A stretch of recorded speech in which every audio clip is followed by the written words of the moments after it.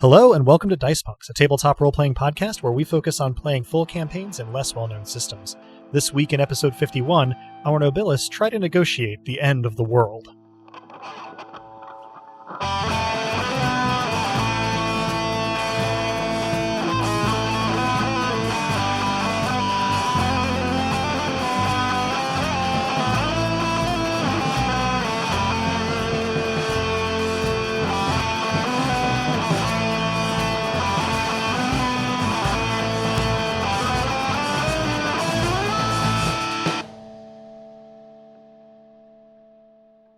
Hello and welcome. I'm Adam, your friendly neighborhood game master, and joining me are... Hi, I'm Drew, and I'll be playing Leorian Cathar, Viscount of Number in Time, Jarl of a Good Party.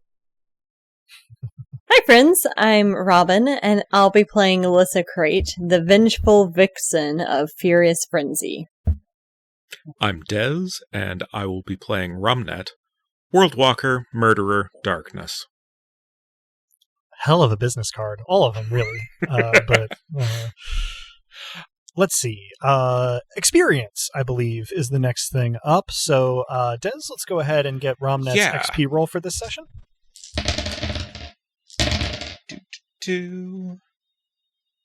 Sadly, that's nothing. Oh, had to happen sooner. 1, 2, 3, 7, 8, 9. Oh, yeah, you almost got it straight. Alas. They can't all be winners, or so I'm told. And also, it would be really weird if Romnet were suddenly straight. What a twist! Strange, yeah. Do we have any experience expenditure this episode? Not from the party boy. None from me, I think. All right. Well, if not, then it is time for our recap from last time, which this time is courtesy of Leorian. Take it away when we're ready. Well, we'd been staying in Urian and Rowena's inn, when there, at the top of the stairs, was Truth, who'd borne a message, an invitation to betrayal, or rather, from betrayal. That is, from the Lady Cilliant. It was wrapped in leather and made of platinum, much to Lissa's horror at the waste of the thing. She bade the tutelary spirits of the metal to rebellion, but they were not properly or sufficiently angered, so I made within Bore a forge, where Lissa made of the plate a dip pen. We decided, all of us, that there was nothing to be done but for Dosk to perform the red tooth rite on Truth, which he did. It was visceral in every available sense. Lissa put a bit of Truth's blood aside, while both Truth and Dosk slept it off. We placed Dosk upstairs, tucked him in, but Truth came to before we could do likewise for him. And Truth now found himself able to tell untruths, to his great delight. He declined for the moment to name himself, or rename himself. He did say that he could get, perhaps not, could get us into his former Chancel, Tintern. We'd see about that soon enough, Romnet's world-walking being at hand. And for his part, Romnet meanwhile checked in on old Creus's Tyr, who was sleeping, creating an odd experience for all concerned. And Vruta had been scribbling all the while, creating for future readers, if indeed there are to be future readers in this future we're making, an opportunistic proposition, a better record of how all this works. When he took up the new dip pen, however, the words were not his, but Cilliant's. We were unable to reply by similar means, so instead, Lissa prayed to Adeliova, inviting her to join our fast-growing familia. This part of the answer sticks in my memory. What is more beautiful than a storm? Excellent, thank you. And that's where we pick up. We are in very the common spoken room word still? of you, Drew. Oh, yeah. Mm-hmm. Thank you very much. Fitting from tempo. I certainly didn't. I am it out in certain places. No, certainly not. No. That brings us to the present, where that reply has just been received by Lissa in the common room of the inn in Bore, where we started last time too, as I'm coming to realize. But yeah, here we are. It is the three of you, Urian, Truth, and Vruta in the common room. Tohil, Rowena, and Dosk are upstairs. and we've just received from Adaliova this, sort of semi-non sequitur, semi-ominous reply prayer to Lissa's aspect of madness, that what is more beautiful than a storm? I don't reply. Mm-hmm.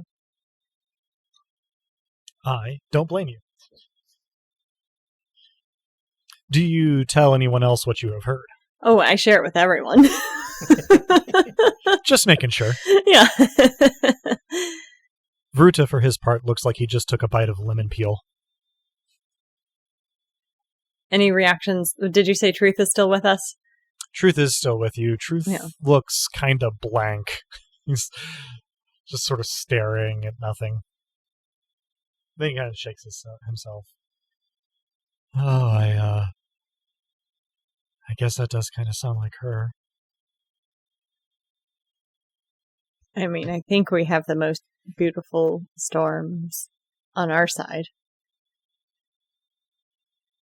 Truth kind of cocks his head and says, Not in the Familia, though?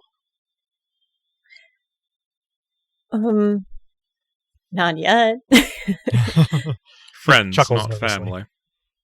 We are fast approaching the time, perhaps, when one is in or out when it comes to allyship.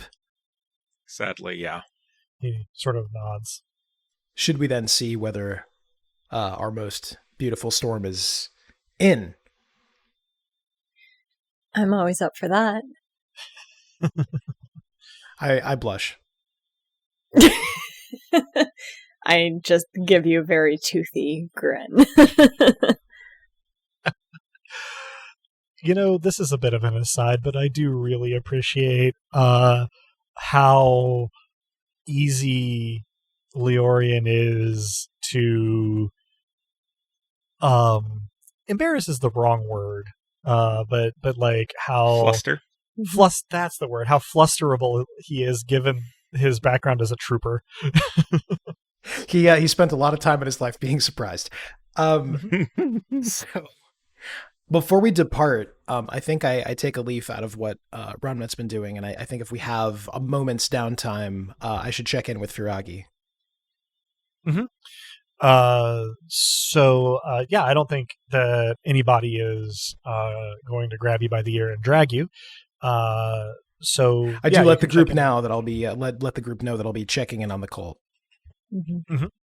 Yeah, and so you shift your senses to your sister, and find yourself riding along mid-address. Firagi registers your presence, but does not let it fluster her or interrupt her or anything. She is sitting on a barrel in what appears to be sort of a roadside meadow. It is sort of early evening, the sun kind of just touching the horizon. And there are a number, sort of a disparate assembly, you might say a motley crew, of about 2 to 3 dozen people sitting in the grass between her and the road. She's facing them. And her voice is raised to project even over the wind that comes sweeping across the plains.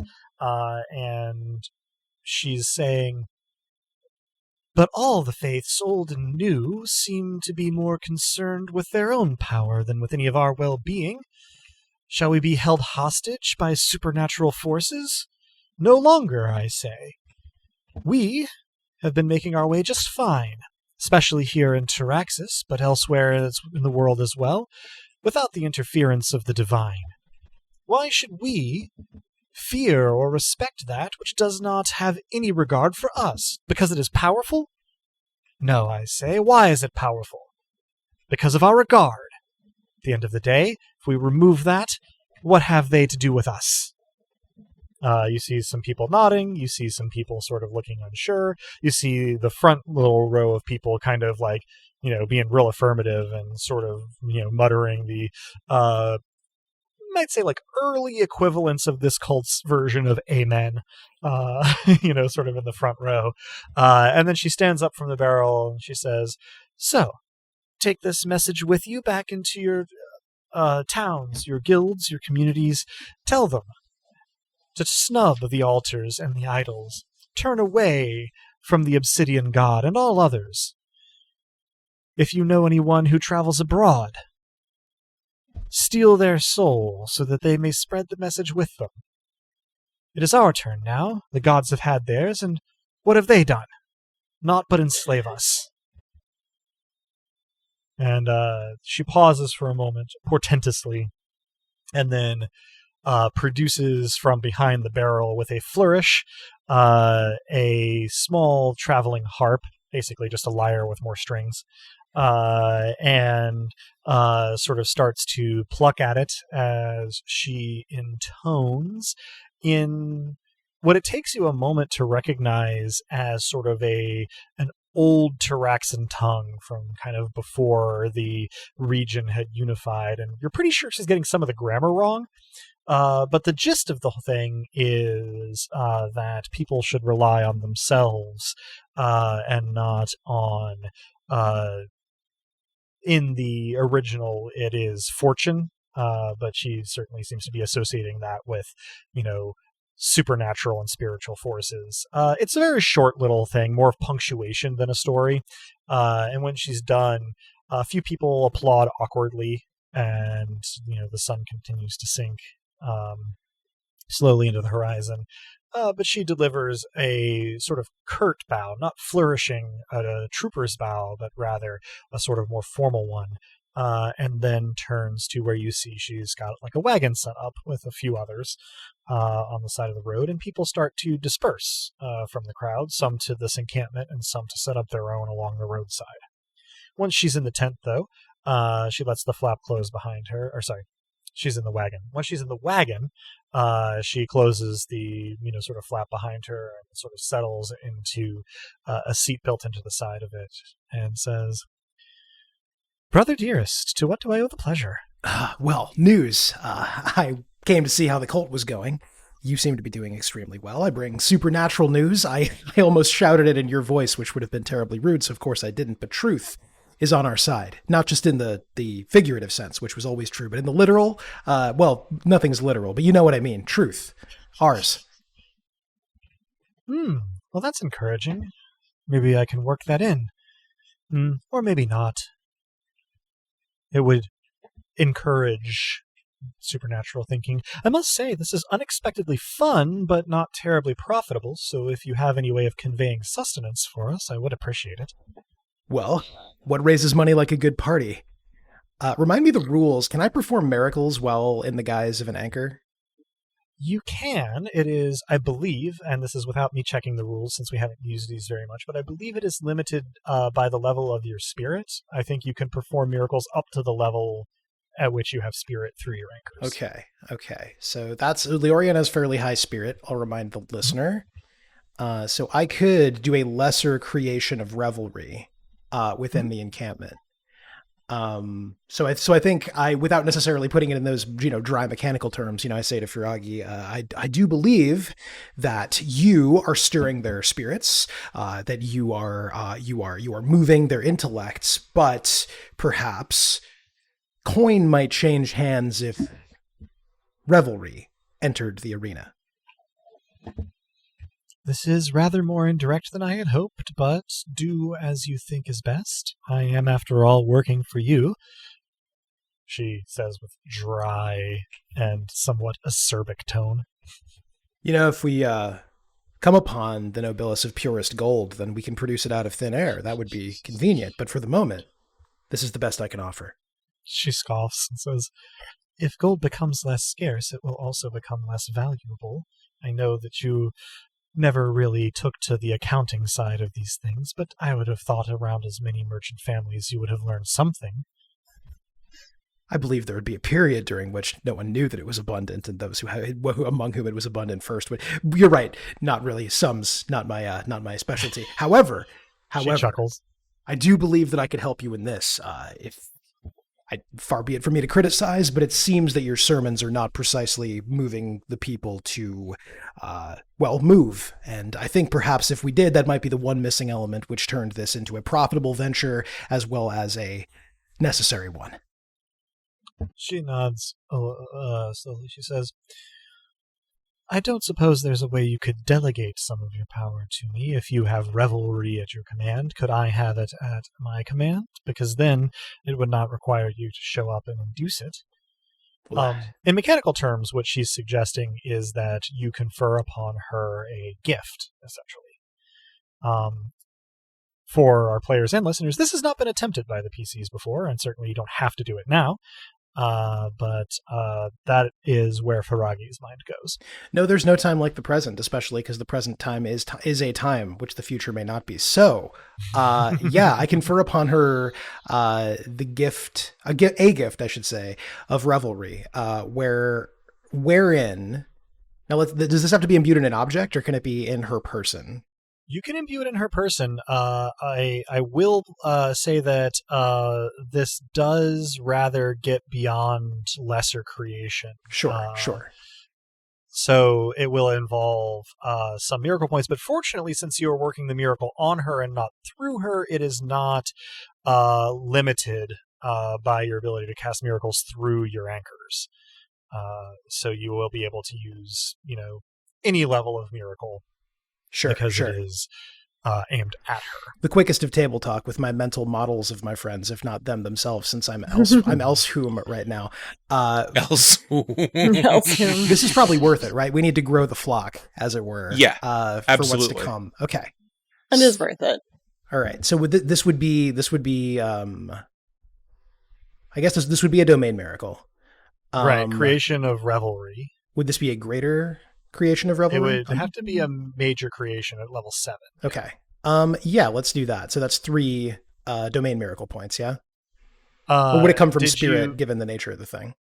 Well, no, it would be domain. I don't know what level, looking at your character sheet, okay, no, I do see it. Yeah, revelry is at 3, so that would be 4 miracle points. 4, got it, totally. 4 sounds good.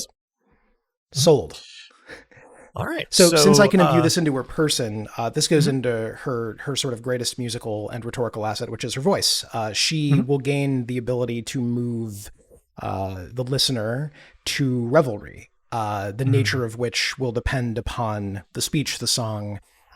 She will have to learn to paint with those colors, but she'll be able to do so over and above what a mortal could do. Sure. And I will actually also give you the option here. I was thinking I would just sort of hand wave this as a basic thing, but I'll also give you the option, if you want to pour some spirit miracle points into it, you can make it something. Basically, this would be adding purchase points to the price of the gift. For listeners who may or may not remember or be aware, gift costs are calculated in Nobilis based on a variety of factors, including do you have to use a miracle to activate them? What level is that miracle that you have to use to activate them? Are they local? Are they common? Right? There's a few things here. So you can basically remove barriers to her using this more frequently or more powerfully by pouring spirit miracle points into it. Currently, what this gift looks like is that basically she can periodically activate this for a short time, probably at the end of a sermon or an address, to sort of create revelry in her listeners. If you want her to be able to use it at will or constantly or more powerfully, all of those are things that putting additional spirit miracle points into it could do. Sure. I don't think it's a problem that it's local. Necessarily, but what would it cost to remove essentially most of those other restrictions if she could do it essentially at will? Sure, if you wanted it to be at will with no particular cost, keeping it to her, immediate area, the sound of her voice, let's say, another 4 spirit miracle points. Yeah, let's do that. Okay. And I assume the one other restriction would be if there is some divine force trying to counteract the revelry. She, being mortal at the end of the day, wouldn't be able to penetrate it. Yeah. Would not have penetration. Sure. Yeah. And I'm not actually going to give you the option to add penetration to I didn't it. figure you were. I just was for both for the listener and for my own clarity. Yeah, no, I'm glad you brought it up. I hadn't really been thinking about penetration. Yeah.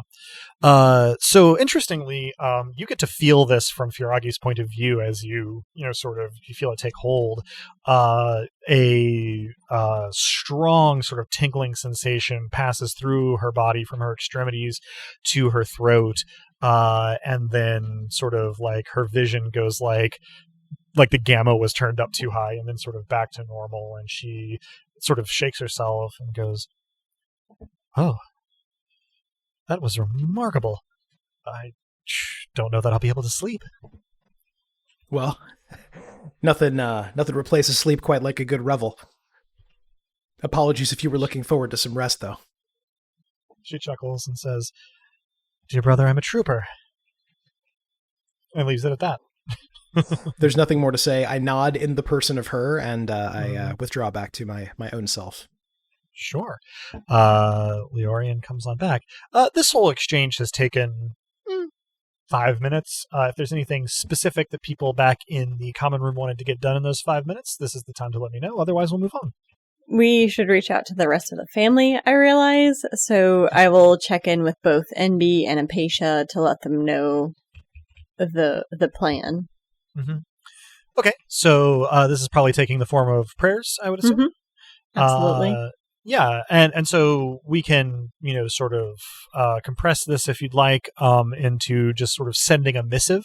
Mm-hmm. And if there is anything that you focus on or leave out, this is the time to say so. Otherwise, I'll just assume that basically you give them our recap from the top of the episode. Yeah. That's essentially what I do, except to Apatia, because I know she has Bloodstone in her possession. Mm-hmm. I add on the fact that Bloodstone can be used to kill gods and has a sort of one-time use sort of deal to it. Mm-hmm, mm-hmm. Yeah, so you send both of those, and there's no like instant reply, but they got sent, Mm-hmm. and presumably you may hear from either or both in when they have a moment. I also add, like, NB is very casual and like, hey, hope you're doing well, and that sort of deal. To Apatia's, I add more of a, we're probably walking into a trap kind of tone to it, particularly with Lady Cilliand. Certainly. Romnet, anything you're getting up to in 5 minutes or so in the common room? No, I don't think so. Okay. Vruta, during this time, has resumed with some trepidation using his own sort of charcoal pencil, his jotting in his notebook. Nothing untoward seems to have happened there, and Truth has taken a seat and sort of folded his arms, resting his forearms on the edge of it, kind of clasping his hands. He's sort of looking at his hands, and one of his legs is sort of jittering a little bit, like he's, energetic or anxious or both. Urian is artificially busying himself behind the bar with tasks that definitely didn't need to be done, but are plausible for an innkeeper to do. And we'll say that around about the time that Lissa gets Apatia's prayer, kind of wrapped up, is when Leorian kind of comes back to himself from visiting Firagi. I let the others know what's gone on, and that the cult seems to be going reasonably well, and that it should be going better now that I've passed on to her. Well, I'd never admit this to her, but she's smarter than I am, and now she's also partier than I am. She sounds like a delight. You'd like her very much, and she you, I dare say. I like this. This will not be a branch of possibility that is pursued in this campaign, but there is a version of this where you have essentially put Firagi on the path to becoming the founder of LMFAO.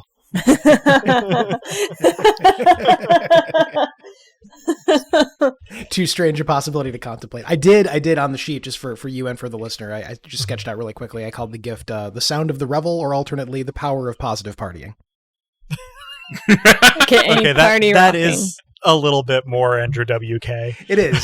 Which there was an Andrew WK reference previously, so yes. But True, yes, the LMFAO path would be a branch on this tree in the tree of worlds. She's going to become Firagi WK.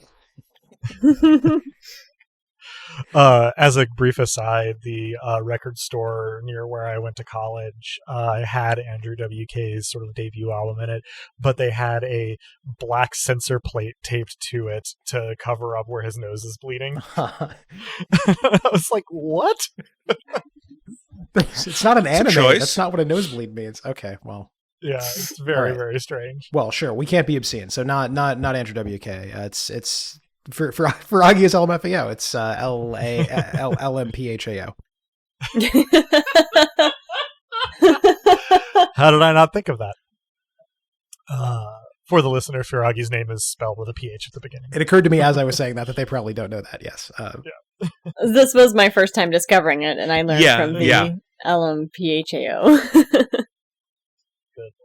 All right, so everybody's back in the common room, and you've delivered this news. What are our next steps? I suppose we should think about embarking. It occurs to me that we're leaving people behind, right? I think Veruta is staying back.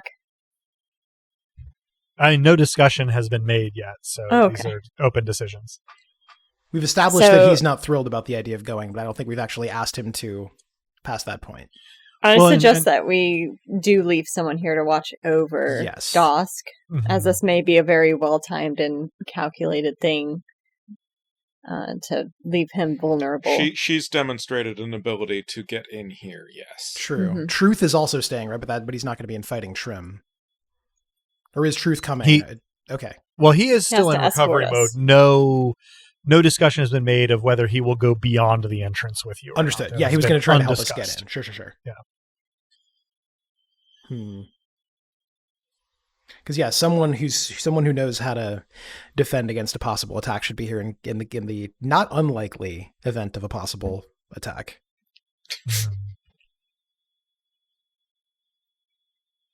I think someone also who can send us. Where did my sister go? She's upstairs. I start just casually shouting her name as obnoxiously as possible. I hate to quote Family Guy, but I do the lesser equivalent of mom, mother, mom, but Rowena styled. Sure, give me just 1 second. I realized I left my dice over here. We're all punks, no dice. I mean, Den has worked very hard to make sure that that's not the case. Mm-hmm. That's true. I do have my Den dice right here. This is going to be my first Den dice session. Let the record show. This is also my first Den dice session.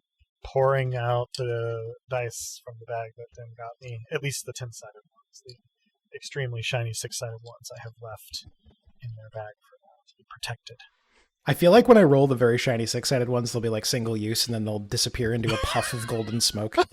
I half wonder if that's going to be what happens as well. I really want to just use them as like a fate roll, even though we use only 10-sided dice in this. These are super special. Time, the way that I use fate rolls is with like a dividing the range of the dice into 2 or 3, to see what happens.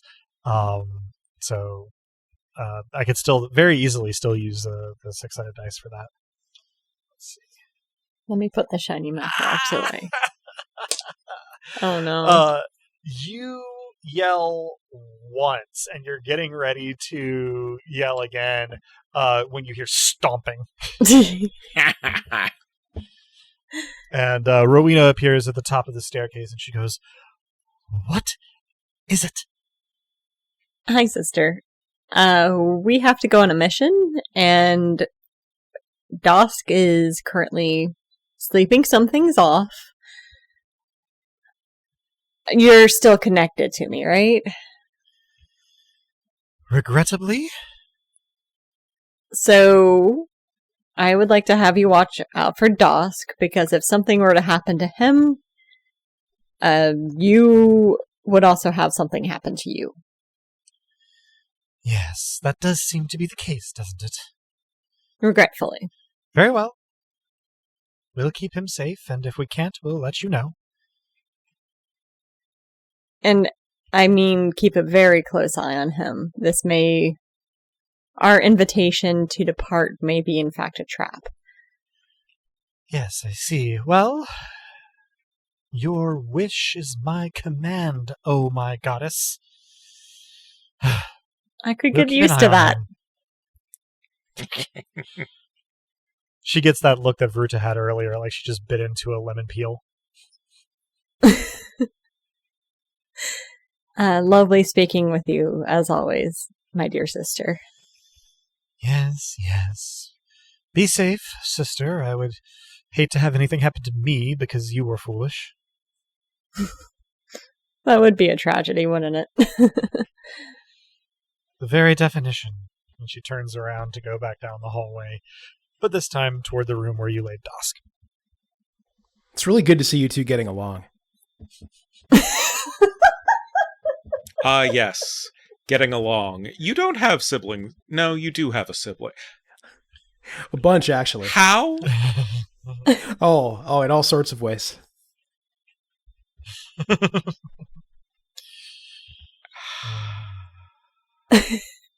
I mean, they're speaking. That's more than I can say for me. And some of this is another topic. Yeah, I suppose we have a bit of a point there that we are speaking. They sure are speaking. Volumes. But on the plus side, we do have someone now intently watching Dosk, if only for self-preservation.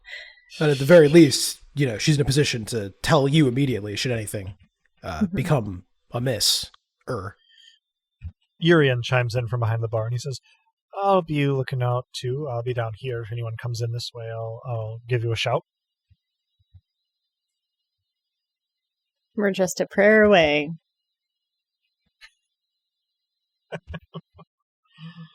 He nods affably, and Vruta sort of, if it is all the same to you, I propose that I stay here as well. I don't know how much good Flair will do on this endeavor, and this way at least we'll have some divine efficacy here. If that is all right, at least. That is quite all right. Vruta. Seems reasonable. Quite all right. Yeah, I mean, this is a good time to flex your divine, divinity. You're here, you're new to your domain, but here you always have power specific to being here. You can make and unmake. So, enjoy. He nods. He says, I will do my best, and sort of grimaces at his notebook page, and he says, I will continue my study of currents of the cosmos and see if anything comes to the fore that hasn't before. So I'll be sure to let you know right away. Well, thanks for that. I suppose then all that's left to do is to see what lies ahead. Truth nods glumly. Yeah, I think it's about that time. Where to first? Any stops you need to make before we try and visit my former mistress? Would sure be handy to have a storm. It would be. If he's willing to attend. I will pray to Rameless. Right. What do you say? Is there a way to make the prayer... Well, no. I don't want to make the prayer an open channel, because it's, my favorite shipwreck. Well, they do... The way that prayers work, right, is you think something in someone's direction, and they can think something back at you if they are also divine. Mm-hmm. It's as private a channel as anything is when you're ennobled. It's more like IMs than VoIP, though. Okay. Yeah, sure. It's inherently a little bit discreet and asynchronous. Mm-hmm. So, I will make a prayer to my tempting tempest.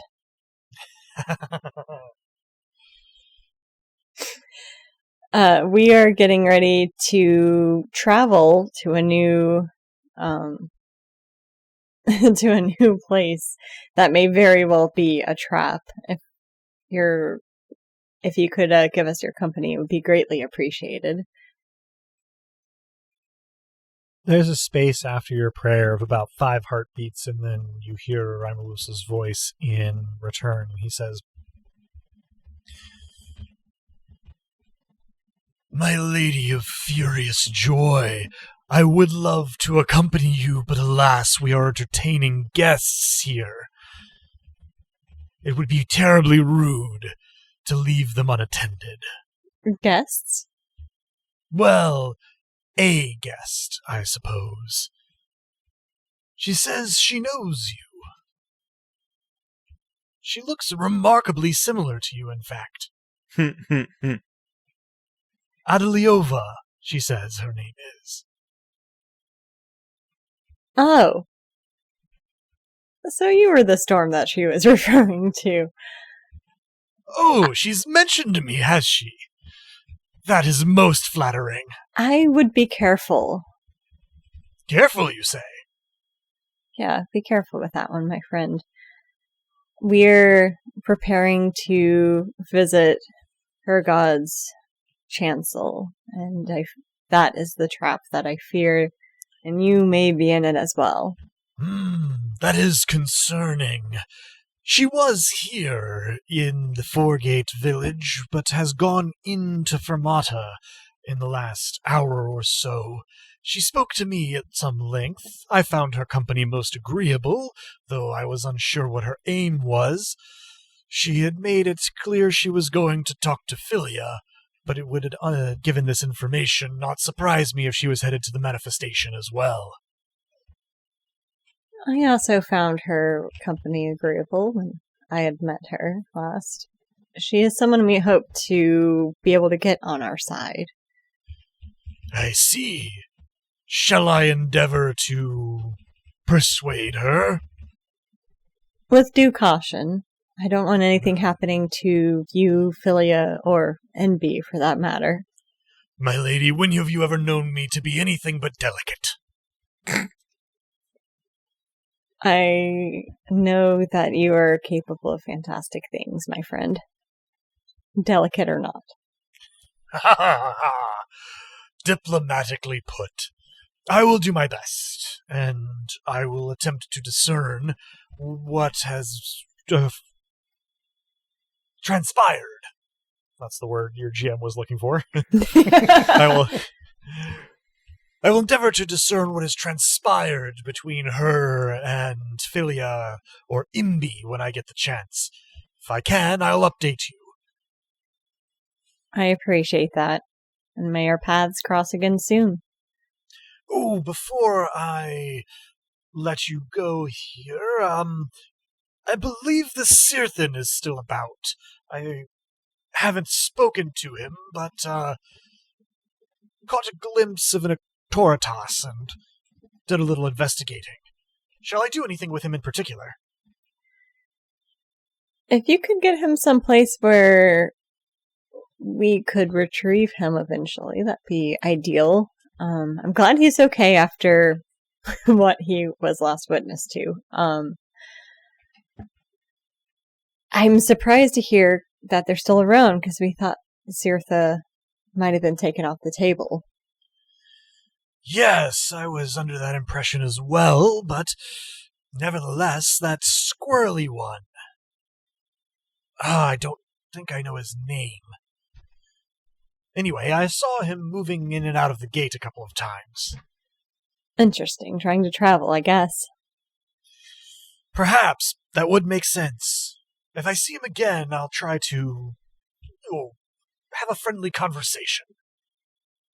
You're the best at those. Haha, you flatter me, my lady. Well, take care.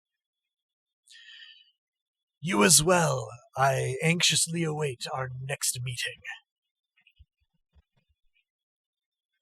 Excellent. I will relay all this information to the team. Sure. as you finish, sort of giving you reports, you also get a somewhat distracted kind of confirmatory response from Apatia. Like, she's basically saying, like, message received, but it seems like she's occupied. All right. Well, we've done what we can. We have it that. Perhaps we don't dare delay much longer. No, I have a feeling that pieces are moving on the board around us as we speak. Oh, absolutely. Truth nods glumly. With something of a heavy sigh, Truth sort of levers himself up, using the surface of the table, pushing the chair back, and sort of visibly steels himself and says, all right, well, maybe a little tricky to navigate, but where can you put us out when we leave Boar? What are the limits on where we can land? I look at Leorian. Yeah. Do I know that? No. I say, I don't know that. Do any of us know that? Nope. Never really. Is that something put it to the I could test. try to figure out with World Walker? You can, yeah. It would appear that you can leave Boar to basically any suitably threshold-like location that you can clearly picture in your mind. I will convey that. Truth sort of looks a little thoughtful and goes, okay, well, in that case, what happens if I try to get us somewhere and it doesn't really work? Do we just stay here, or do we end up like in the ether or whatever? I'm not the most experienced one here, but I, for one, have never ended up nowhere.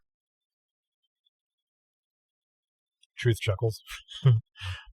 I guess that would be the same as staying here, wouldn't it? Ending up nowhere. This is an approximation or perhaps an instantiation of nowhere, yes. He nods. Well, then I guess there's nothing to do but try. All right. Anybody ever been to the... Golly, I don't remember what they call it. There's a continent to the north of Cirtha? No. All right. Well, see what we can do. Might be easier if we all kind of grab on and he extends his hands. Yeah, hold hands. Yep. Yeah, so the I'll four take of one you... of his hands. Give it a squeeze. Yeah, link up. Take Lissa's hand. I give take that the free hand, one. your hand a squeeze too. Squeeze back. I take Truth's other hand, and in fact, I form a circle. Or be. Ring around the rosy. Pockets full of nothing. And Bloodstone. And Bloodstone. Etc., etc. We all go somewhere. We all kill gods. Yes. That's the version I like. Yeah, there we go. So, Truth concentrates, hands joined, Truth concentrates for a moment, and Boar sort of blurs around you. And you find yourselves stepping... Well, I guess you weren't moving. Stepping is not maybe the right word. Falling a very short distance stationary, 3 or 4 inches, let's say, onto sort of grassy soil broken by ruined masonry. You are just on the outside of an archway that is one of the very few parts of a ruin that stands before you. Is it in fact an abbey?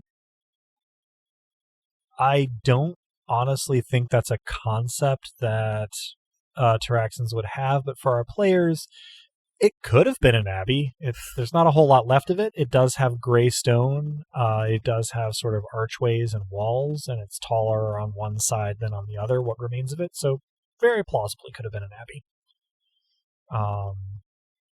But yeah, just a structure. The overall sort of atmosphere here is kind of a moving into autumn kind of feeling. There's long grass and some trees sort of dot the distance. There is this ruin here, and what seems like it may once have been like a road that has been overgrown a little ways in front of you. That is to say, you are facing when you arrive away from the ruin behind you, which you can look at your leisure, and towards this sort of relatively straight cut in the land that has since been overgrown. It was probably a road once. There are no people in evidence, and there's sort of a light swirling wind moving through the space with a susurrus sound. The sun seems weirdly bright here to, Taraxan sensibilities. And Truth, for his part, he looks around a little bit and he says, all right, yeah, no, I think this is where I'm meant to be.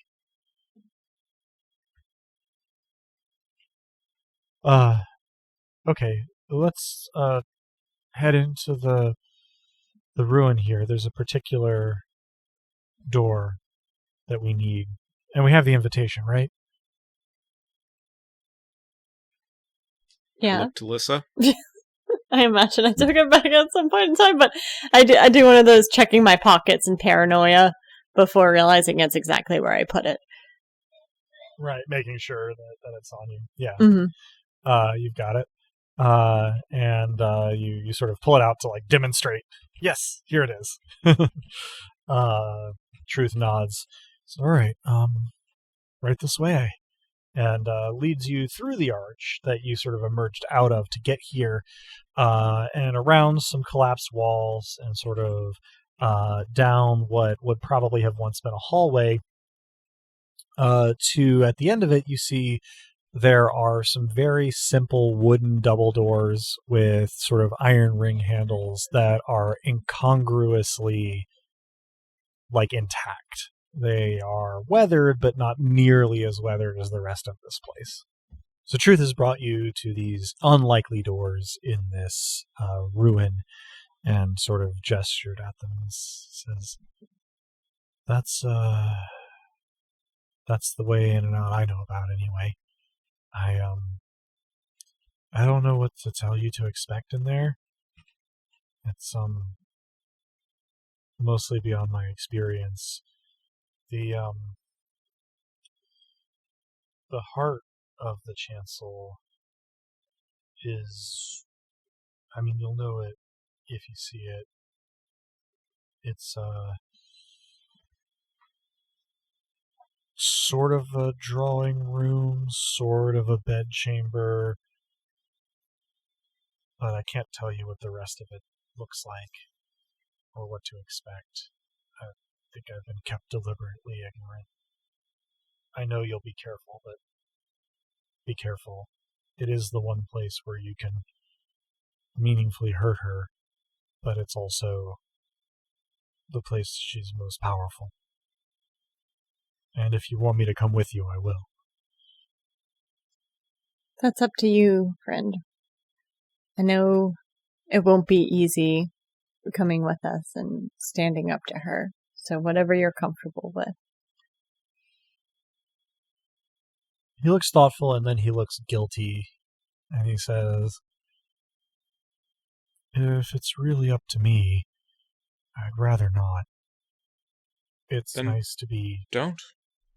It's really up to you. He nods. He says, there's no reason I shouldn't be able to hear a prayer from within. So, call if you want to, if you need to. I want all of you to be okay. Thank you. I'm glad you trusted us, and I'm glad you're with us. I'm glad you trusted me, and I'm glad to be with you. I'll stay here for at least a little while before I head back to Boar, but I should be able to get back quickly if I need to. Be safe. Yes, please that. I'll do my best if you do. And he gives sort of a wan smile. Deal. He nods, and then looks at the door and says, if you've got the invitation and you open the door, it should take you where you need to go. And then he sort of chuckles to himself a little bit. I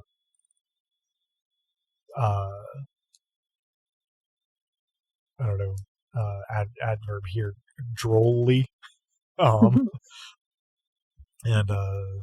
murmurs, Godspeed, and then sort of sits down with his back to one of the ruined walls. I'd like to do a divination of murder. Okay, what's the question? Are the deaths that make up this chancel inside it or out?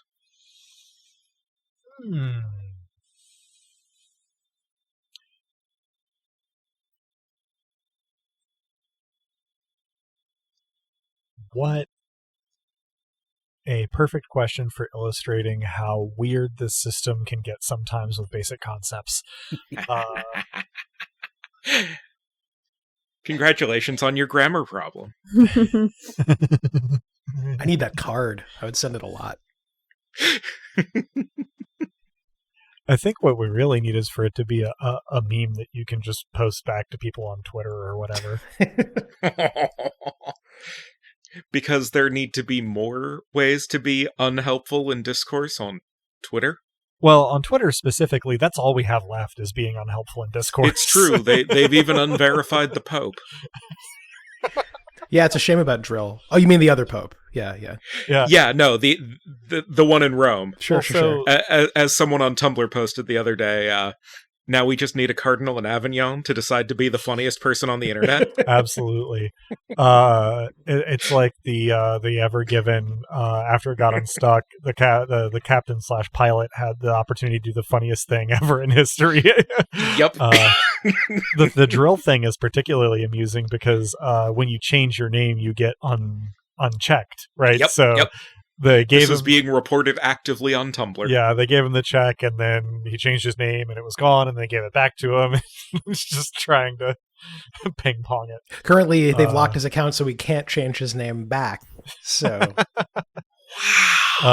when they locked it, his handle was Slave of Woke, or Slave to Woke, I think. Yeah. So now he's ranting at them that he doesn't like woke anymore, and woke is bad, and he wants help.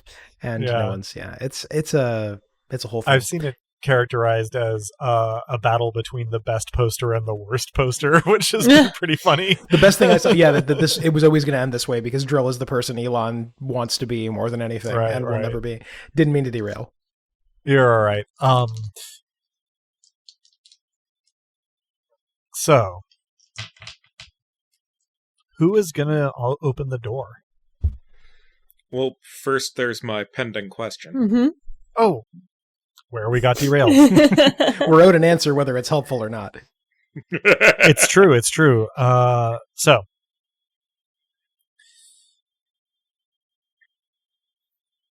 there is one murder where you are standing in front of this door. The other 99, and seemingly a lot more in excess of that, are on the other side of this door.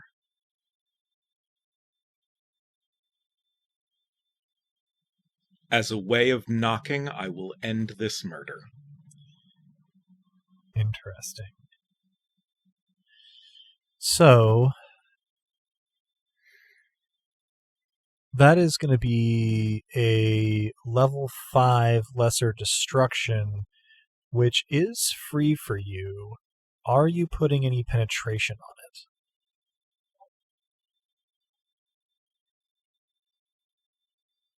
Not at first. It is just a knock after all. Sure.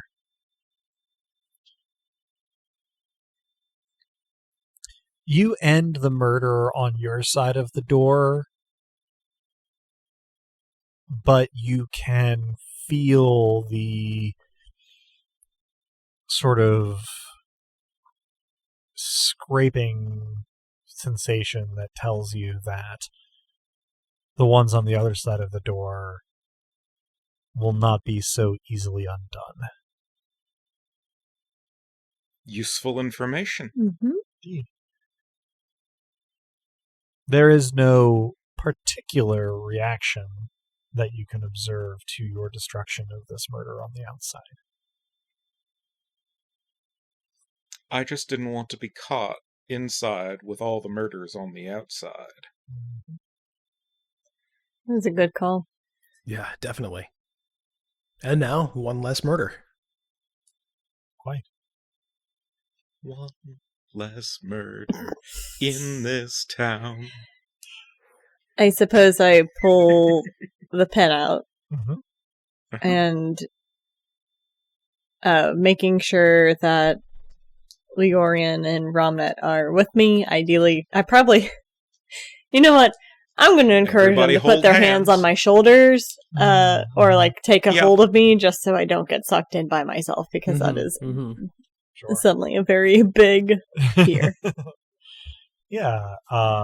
You have them hold on to you. You hold the pen. And I'm going to assume, at least, you pull open one of the doors. Mm-hmm. As it opens, if anybody has played enough Hades to know the little sound of revelry you get when you accept a Dionysus boon,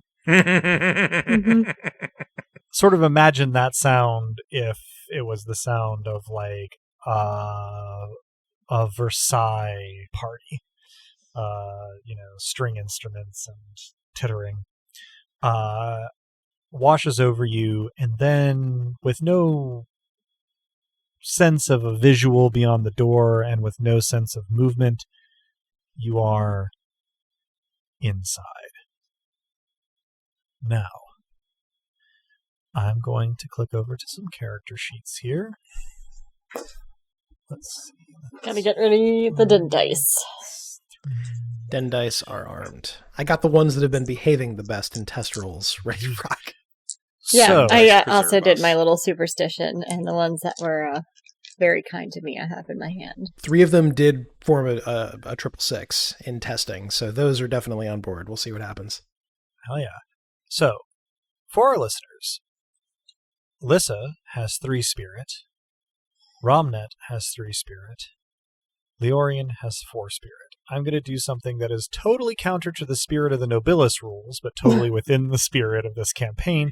And I'm going to have And how many more times do you have to use spirit as a word before it loses all meaning? Spirit. Loses all spirit. I'm going to have everybody roll the number of 10-sided dice that corresponds to their spirit stats. So 3, 3, and 4. And whether you get any matches or not, I'd like you to tell me what you get. Let's see. 752. 752. 388. 388. 0714.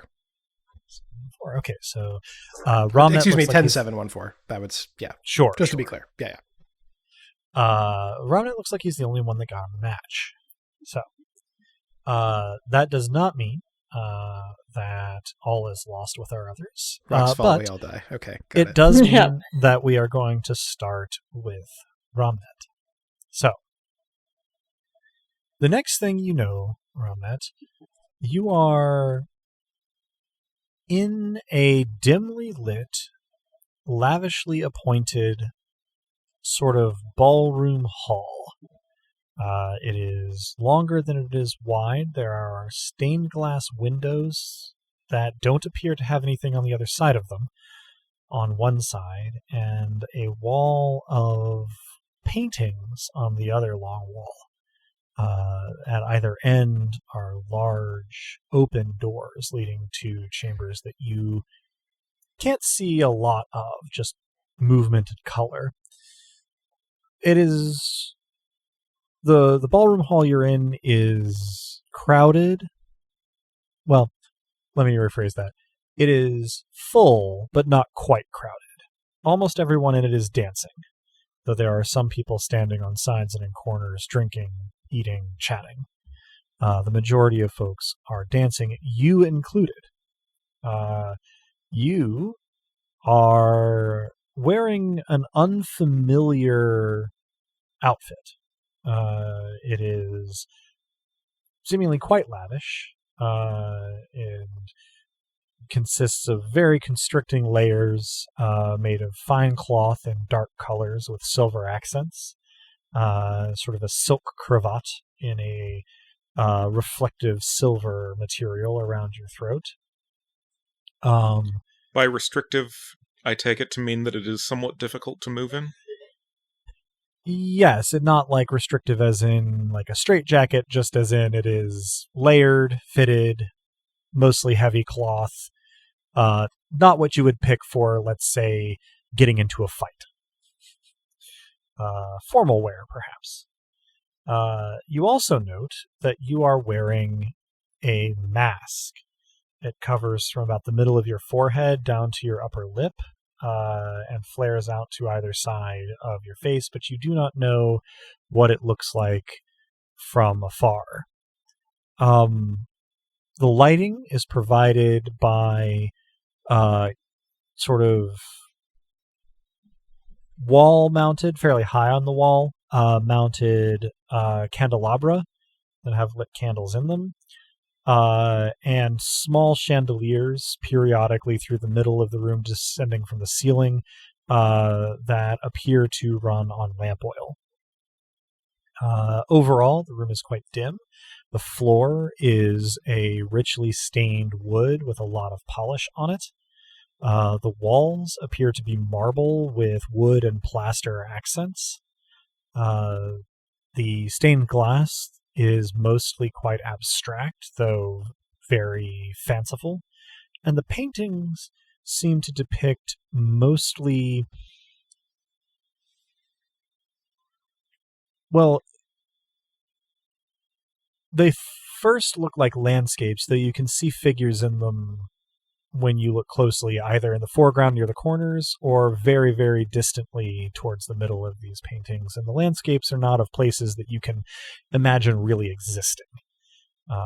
Their geography is implausible down to surreal. Colors are usually also wrong from what you can see. You are Bad dancing. AI art, check. More... somewhere between bad AI art and lesser surrealism. Surrealist painter. You are dancing when you sort of take all this in. You are dancing with a slender, dapper gentleman with dark skin and fancifully coiffed hair. He's shorter than you are.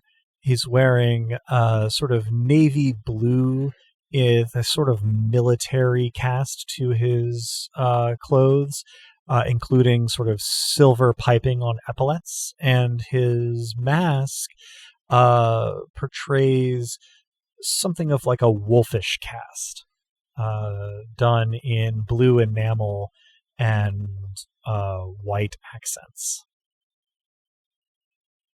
He's a very good dancer. Excellent. I do my best to keep up with him at the same time as I beg pardon, but I don't believe that I have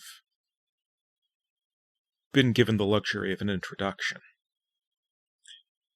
He gives you something of a wry smile as he adds a flourish here or there. You are fairly well suited to this kind of situation. You keep up with him. I mean, I do have 2 in a master diet dance. Exactly. You keep up with him fairly well, though he seems pretty clear to you, trying to maintain sort of a role as the better, more accomplished dancer between the two of you, and he gives you something of a wry smile, as he sort of steps away and then close again, and he says in a rich, warm voice that I have no hope of emulating accurately. Says, "You must be new here. Introductions are rather against the rules, aren't they?" And I have in fact just arrived. that is interesting, for I've been dancing with you the past 3 numbers. This one is a favorite of mine. And, he sort of spins you out and back in.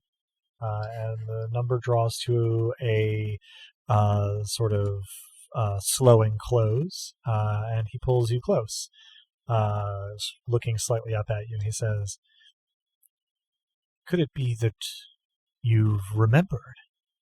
That is rare, but it's reason for caution." He bows over your hand, brushes his lips against it, and steps back. He says, "The orchestra will be on break for the next 10 minutes or so." Do most not remember a time prior to the revel? Most don't indeed, and those who do usually, well, we don't see them again. Ah, well. I'm here upon an invitation.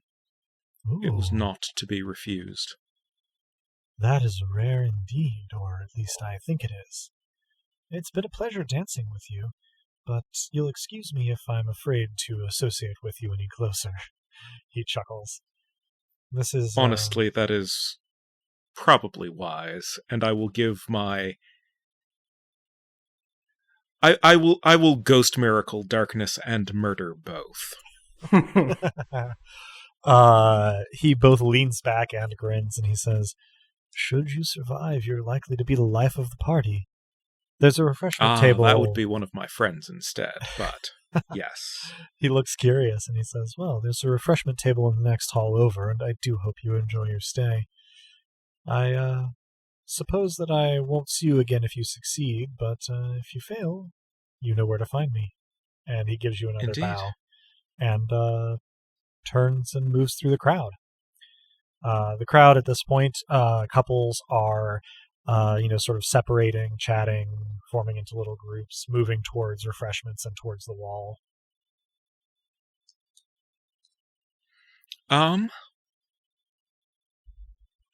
Do I see my friends? You don't. I pray to revelry. What do you say? So it's a really big party. Do you know where in it you are? Okay. In the event that you have to wait for a response, is there anything in particular you want to do while that time elapses? I will go toward the refreshments table, destroy any murders that are in the food that I might consume, and have a bit. Certainly. With that, we'll switch over for a moment to Leorian. Let me, I suppose, do it this way. True. You are someone, and you are at a party. In fact, you've been at this party. It's a very good party, but there's an edge of danger to it. You are currently in a moonlit courtyard, or perhaps it would be more precise to say moonslit courtyard. If you look up, you can see a silvery moon above you, mostly full, but not quite, no stars in the sky. If you look down, you can see verdant grass forming sort of a latticework over another night sky with a much bluish-greener moon, mostly concealed. A slender crescent below you. Left, right, front, and back are tall hedges of green and purple leaves, and in the middle is a fountain. Doesn't depict anything, really. There's just tiers of pools that catch water and then drip it down to the lower basins until it's finally in the lower level of the fountain where it has recycled into the top. There are a few people out here. Several couples seated on benches in your periphery. No one very, very close to you. You have at once the impression that you've only just arrived and that you've been here forever. You also have something of a sense of danger, but you can't really place it. And you're not really sure what you might have been doing before you were in this courtyard, though you seem to remember having some fun, and if pressed, you would be unable to provide a name. You perceive that you are dressed in silky, gauzy layers in a range of bright jewel tones, most of which harmonize, only a few of which clash, and that you are wearing a mask that covers you from forehead to upper lip, though you aren't entirely sure what it might be of. Do I have anything on my person other than the clothes on my back and the mask on my face? When you think about it, and not before, yes, you have instrument cases.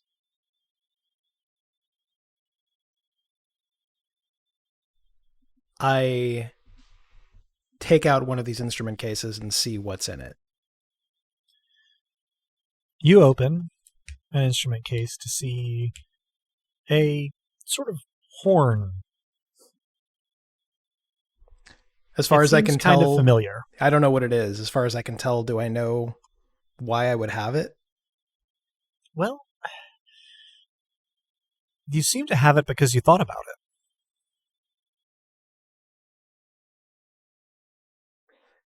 This danger I'm feeling, is any of it coming from the horn? It's pretty ambient, hard to determine a direction.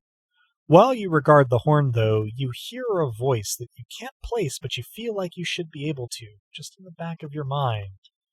It is the prayer that Ramnet gave us a moment ago. It floats kind of into your consciousness, and you feel it struggling to connect with something in your mind. So I'm being addressed as revelry, and I'm being asked if I know where I am in this revel. Is that right? Mm-hmm. Correct. Well, I guess I asked the question, do I? Relative to anyone or anything else? Looking around, you can actually see a door leading to an indoor space with a sort of warm honey light, dim but welcoming. And you can see windows colored with the same light spilling out of them, filtered through the colored panes in no particular pattern. But when you try to perceive the building, it sort of twists away from your awareness. You feel like you've seen a different sky before, and you feel like you've been in a different outdoors before. But it's all quite elusive. Can I talk back to the voice that was talking to me? Talk's the wrong word. Definitely give it a try. How do you address your communique? I say, I don't know where I am, or who I am, or who you are. And I hope that's helpful. Okay. You have no idea if you have successfully communicated or not. It's par for the course. All right. now that you have kind of gotten a little bit of your bearings, what are you planning to do with yourself?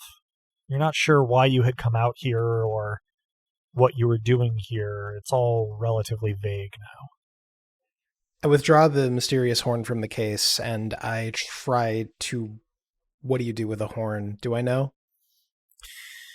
Interesting. You take it out of the case and regard it, and then you roll command plus perform music. Sounds 7 plus about an right. expert die. As with any musical roll, expert is set to 6 because we live in hope. We do.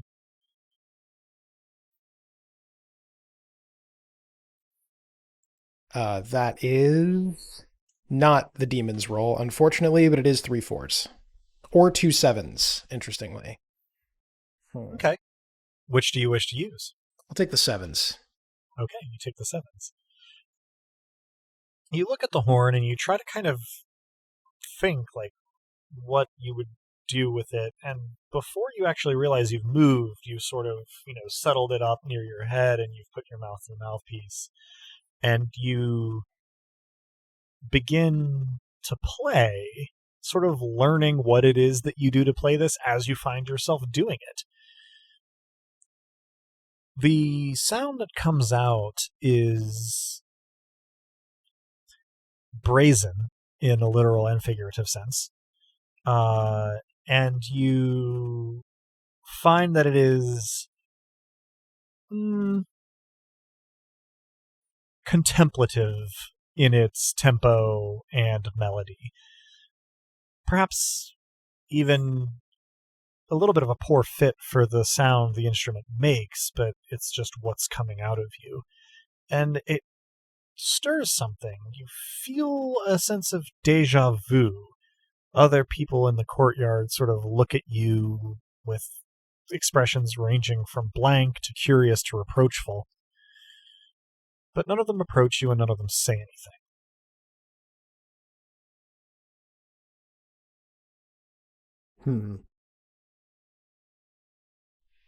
I play quite specifically at each of them, and I look for a reaction that might tell me something of who they are or who I am. Interesting.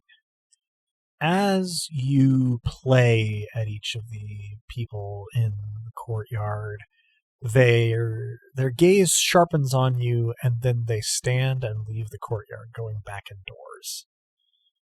The expressions on their faces they do so vary, as they did before, but as you focus in on each of them, they have broadly similar responses in that way.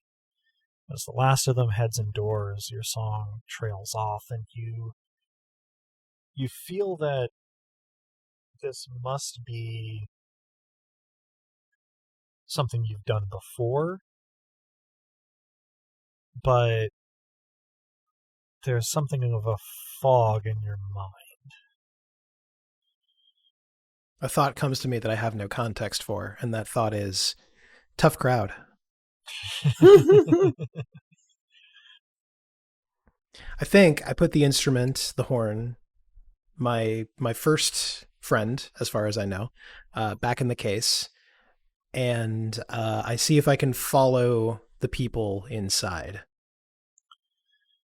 You walk towards the door, and as you enter, you find yourself in a richly appointed drawing room.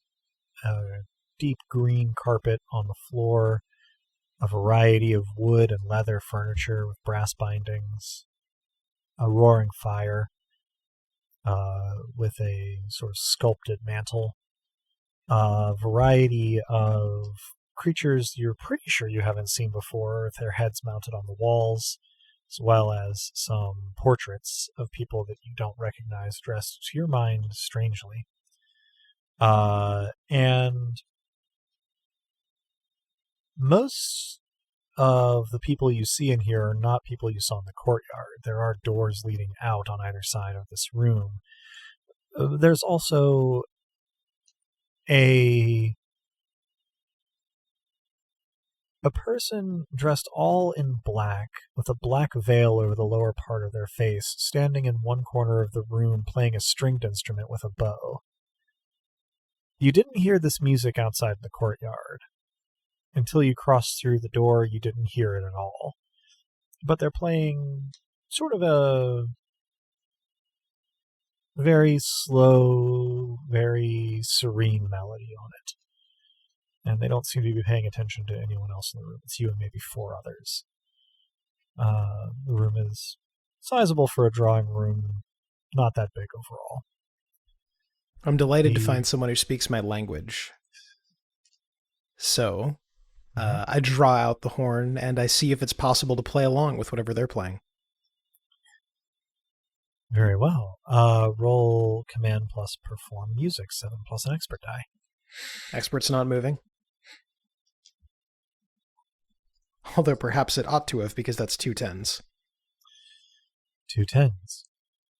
You match the sort of serene melody with the brazen sound of the horn, but as soon as you sound the first note, the string player stops and looks up at you and then is gone, just between one moment and the next. No visual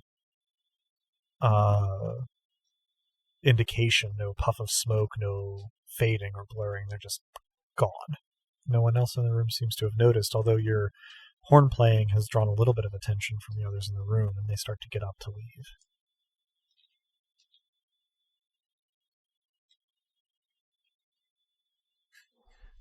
I play until I see whether the crowd will dissipate entirely. I will chase them through this entire house if I need to, in order to find a place where this is appreciated. Very well. So we're going to leave you for a moment playing the horn in the drawing room. Now,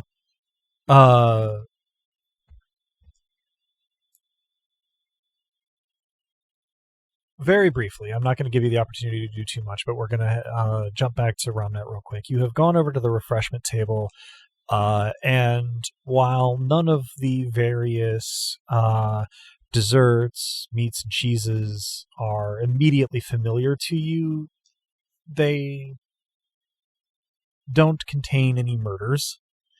And what you have is relatively tasty. There's punch that does not immediately evoke any fruit with which you are familiar, but it is both sweet, cool, and refreshing. There are plenty of other people at the refreshment table. Their garb is varied but uniformly lavish. Their masks go from representative to very abstract, though they are mostly covering from above the brow to just below the nose and flaring out a little bit from the sides. How many folks around here have autoritates? Autoritates. I have been thinking on the proper pluralization of this for most of the campaign. Don't ever say that around Melissa.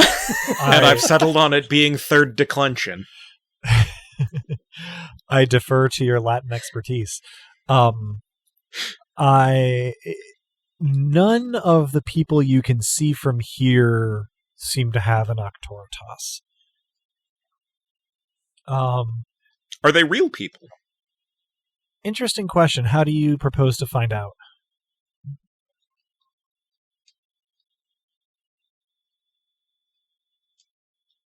Oh no, it's a Cartesian Would they be susceptible? Sorry. Would they be susceptible to murder? Oh, interesting. Nice. Yes. In fact,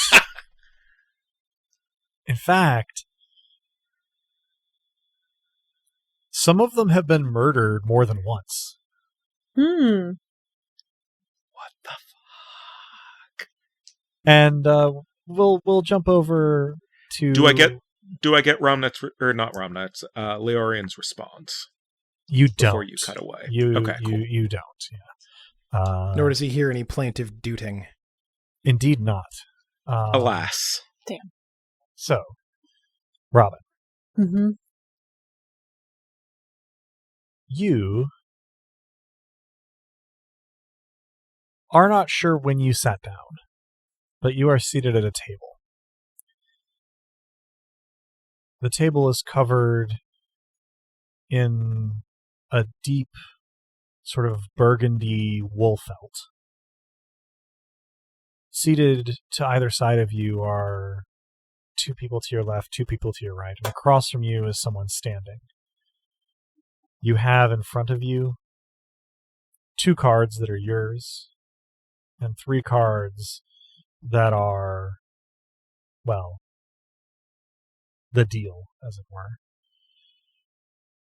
And there are ivory and ebony chips in front of each of the players. That's right. You're gambling. Looking around the room, there's several other such tables, and on one side of the room, a small chamber ensemble playing a variety of stringed and wind instruments, maybe 5 people. Everyone you can see is dressed very richly, with embroidery and brocade, silver and gold. And everyone you can see is wearing a mask that covers the upper half of their face, some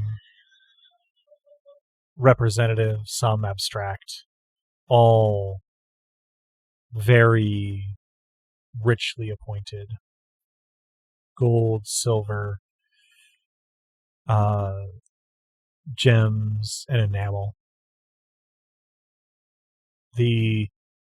Must be the dealer is looking at you, seemingly expectantly. Though you are alarmed, having observed this, to discover that you're not sure who you are, and you don't remember how you got here. Do I remember anything about what I'm playing? When you focus on it, yeah, no, you do know these rules. You're looking to assemble from a set of possible hands the highest one from the cards that you have and the cards that the dealer turns over in the middle. It's a wagering game. You're partway through, and you seem to have already wagered fairly heavily. Do I seem to be keeping my face as even as possible? Do I seem to be doing well? Well, you have about as many chips in front of you as you seem to have put in. Looking at other people's piles, it's comparable. You seem to be competitive, at least, although a lot will ride on this hand. So I don't know what the hand is in front of me? Oh, you haven't looked at it yet, but you can.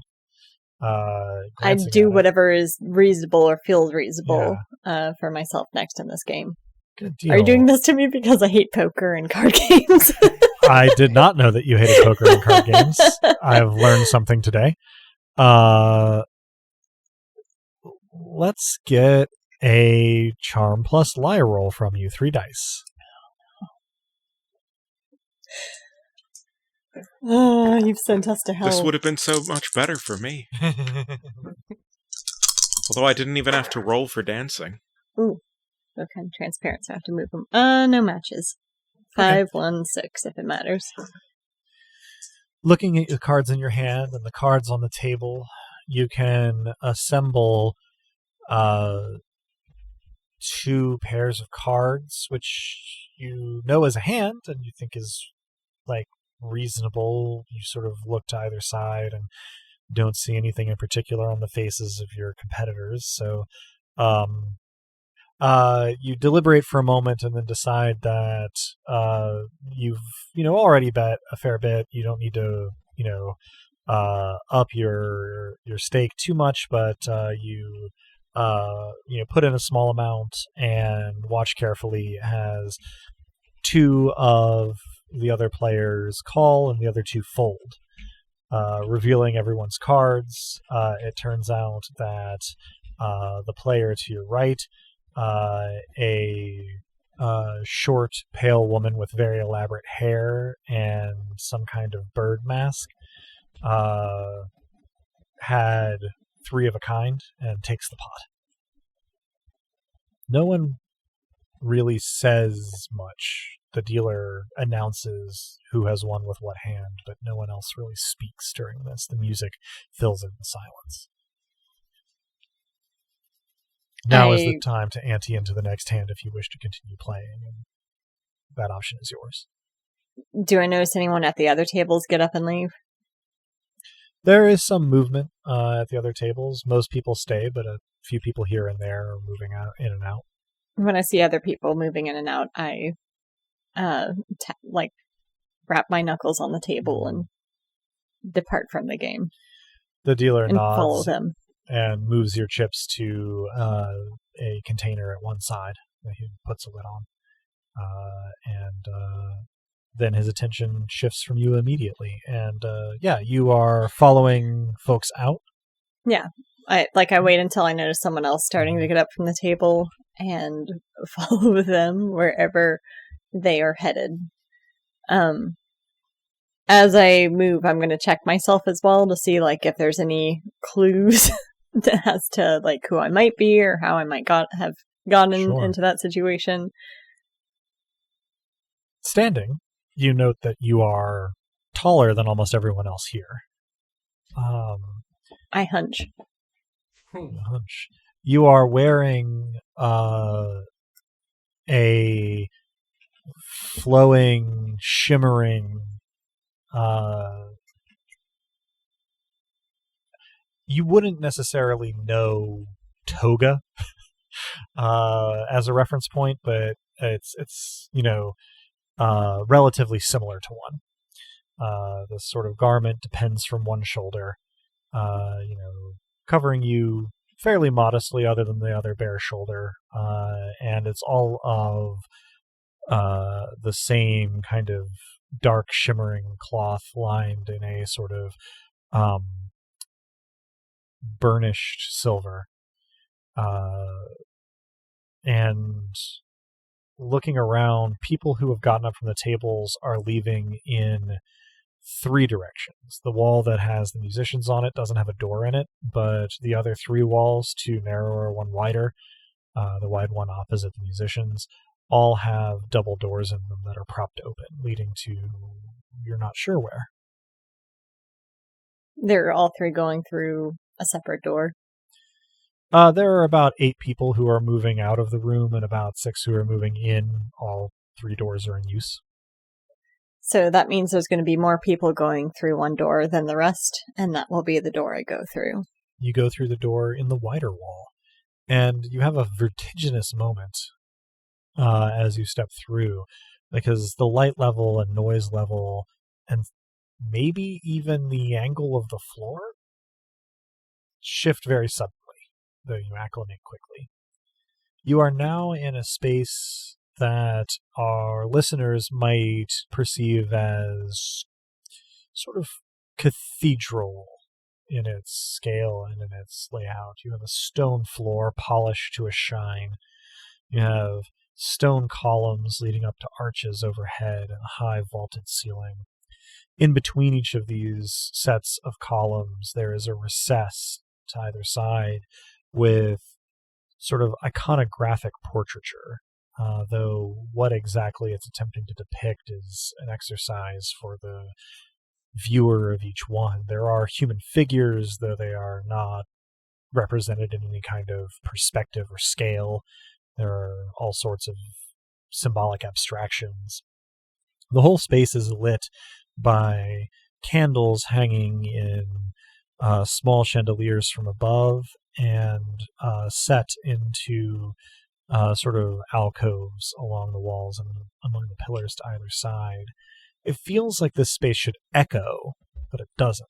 And there are plenty of people here, but they are speaking softly to one another as they traverse the space, either heading to one alcove or another, or through it to the doors on the far side.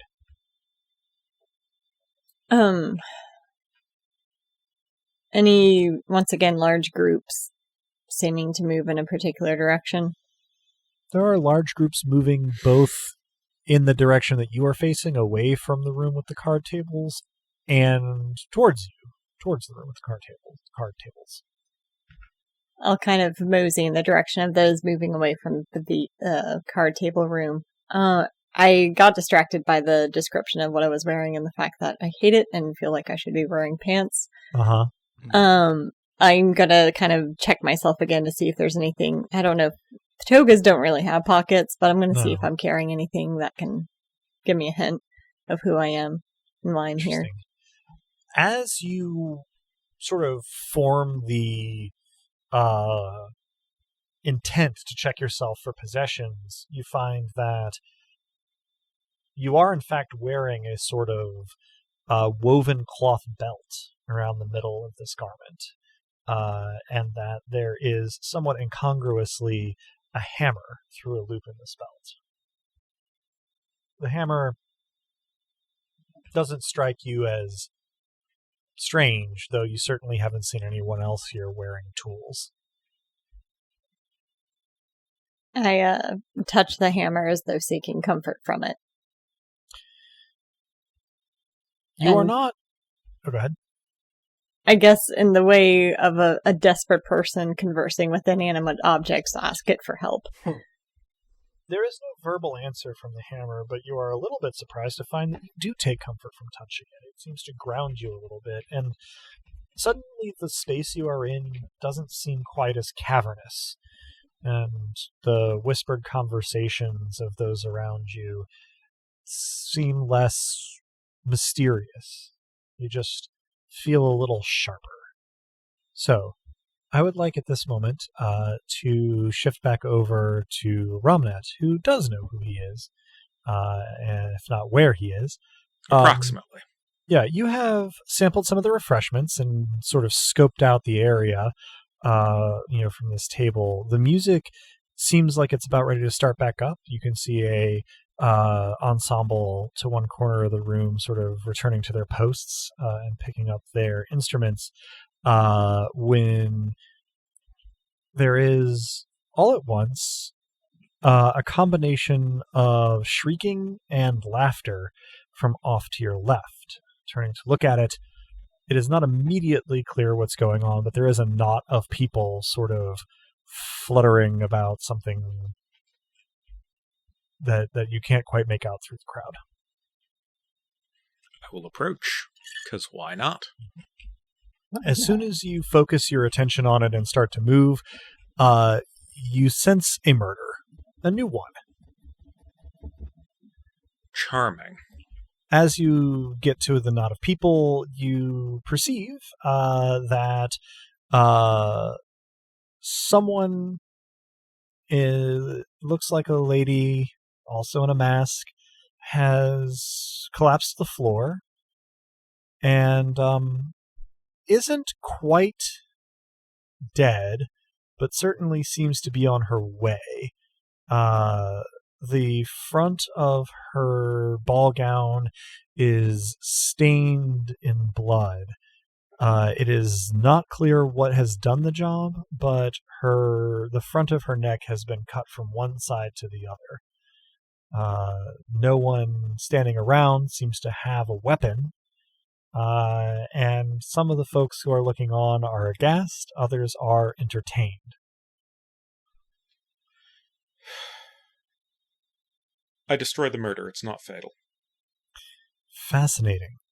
You destroy the murder, and the woman's hands sort of shoot up to her neck and, sort of try to put pressure, on the wounds. You actually think you may be the only person who sees this happen, but the blood stain on her ball gown gets smaller, by small increments. And then you sort of hear her take a sudden inhalation of and start coughing. This gets the attention of the folks who are watching, and they start muttering to each other, some behind hands, some behind folding fans, some not trying to conceal it all. But as it becomes clear that she might in fact recover, some of them start to drift off as the music starts up. Who did it? Interesting.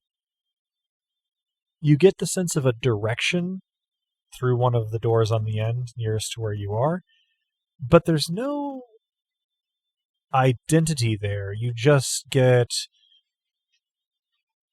the image of the mask that they're wearing.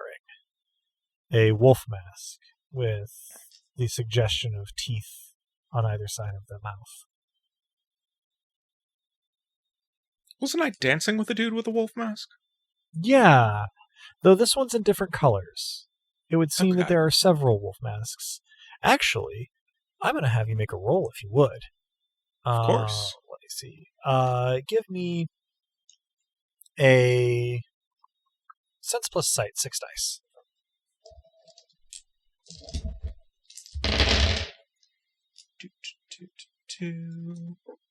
That is 4 10s. 4 10s. So, thinking on it, now that you've been like, hey, I was dancing with a guy in a wolf mask. No, this is a different wolf mask. You start looking around, and Everyone's in a wolf mask? they're not all wolf masks, but wolves are one motif. No two masks are the same. Wolf masks are, not uncommon. Is the lady in a prey animal mask?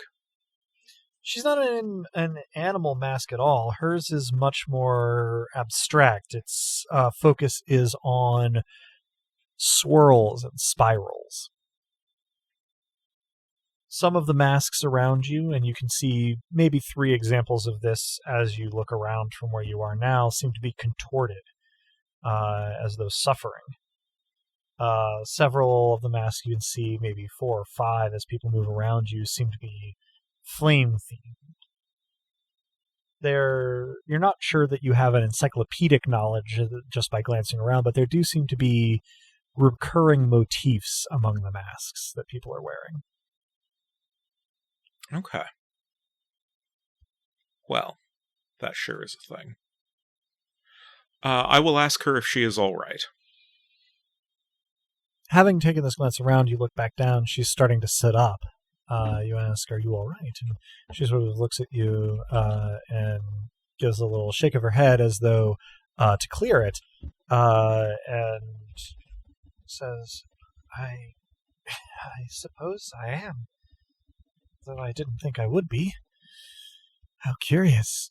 And starts to sort of like lever herself upright. Did you choose your mask? Whoa. I must have, mustn't I? I don't know. That's part of what I'm trying to establish. Of course, silly me, you wouldn't have, asked. Sorry, my mind is all over the place. I could have sworn, and she touches her neck, where there is now just a silver scar with blood flaking off of it.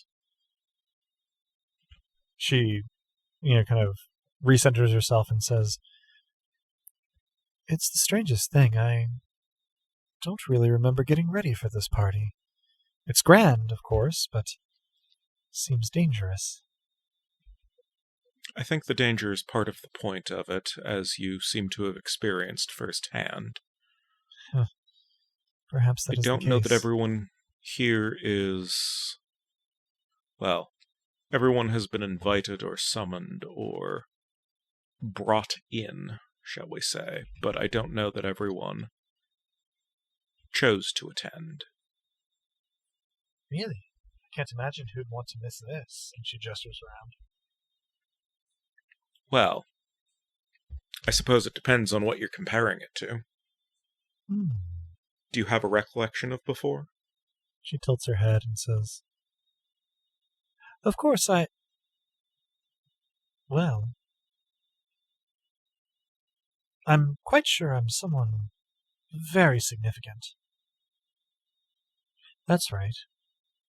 I came here to try, and her gaze goes a little distant. And then she doesn't have an Octoritas, does she? She does not.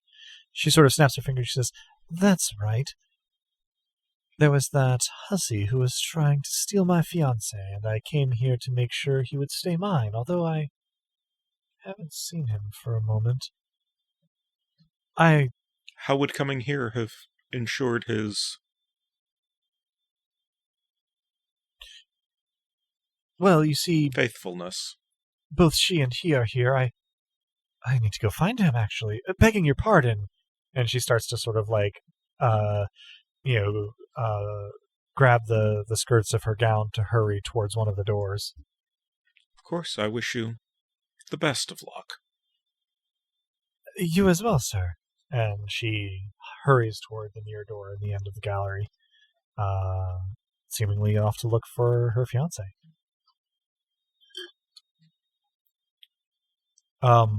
Drew. You have played your horn, and everyone has left the room. The musician has disappeared.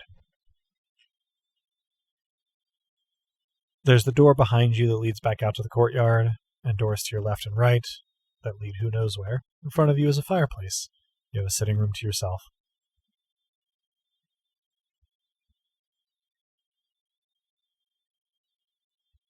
Parties, man. Well, my initial plan was to chase these people to the ends of the earth, but they don't seem to be acknowledging me, and I haven't actually firmly established that I am capable of speaking to them in any way that doesn't cause them to immediately leave. Well, and you are perfectly capable of chasing in one direction or the other. You just have to pick. It's true. I think I walk back outside. You turn around and you go through the door you came in through, but it doesn't lead you to the courtyard. Instead, it leads you to a massive dining hall. Round tables with white tablecloths, ornate chairs, about 2/3 of which are occupied. There's a sort of loud murmur of voices as people talk and eat, and the clink of silverware and glasses. This is by far the best lit area you've seen of the three, though that isn't saying much. It's still relatively dim. You can't actually see a ceiling above you, though the light sources seem to come from candles on the tables and mounted into the walls. This area is devoid of music. There are doors all around the four walls of the space, one of which you came in through.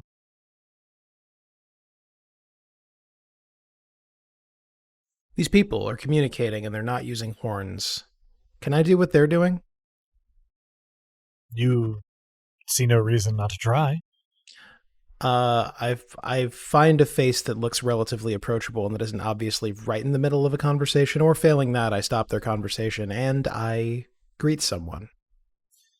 At a table relatively near you is a sort of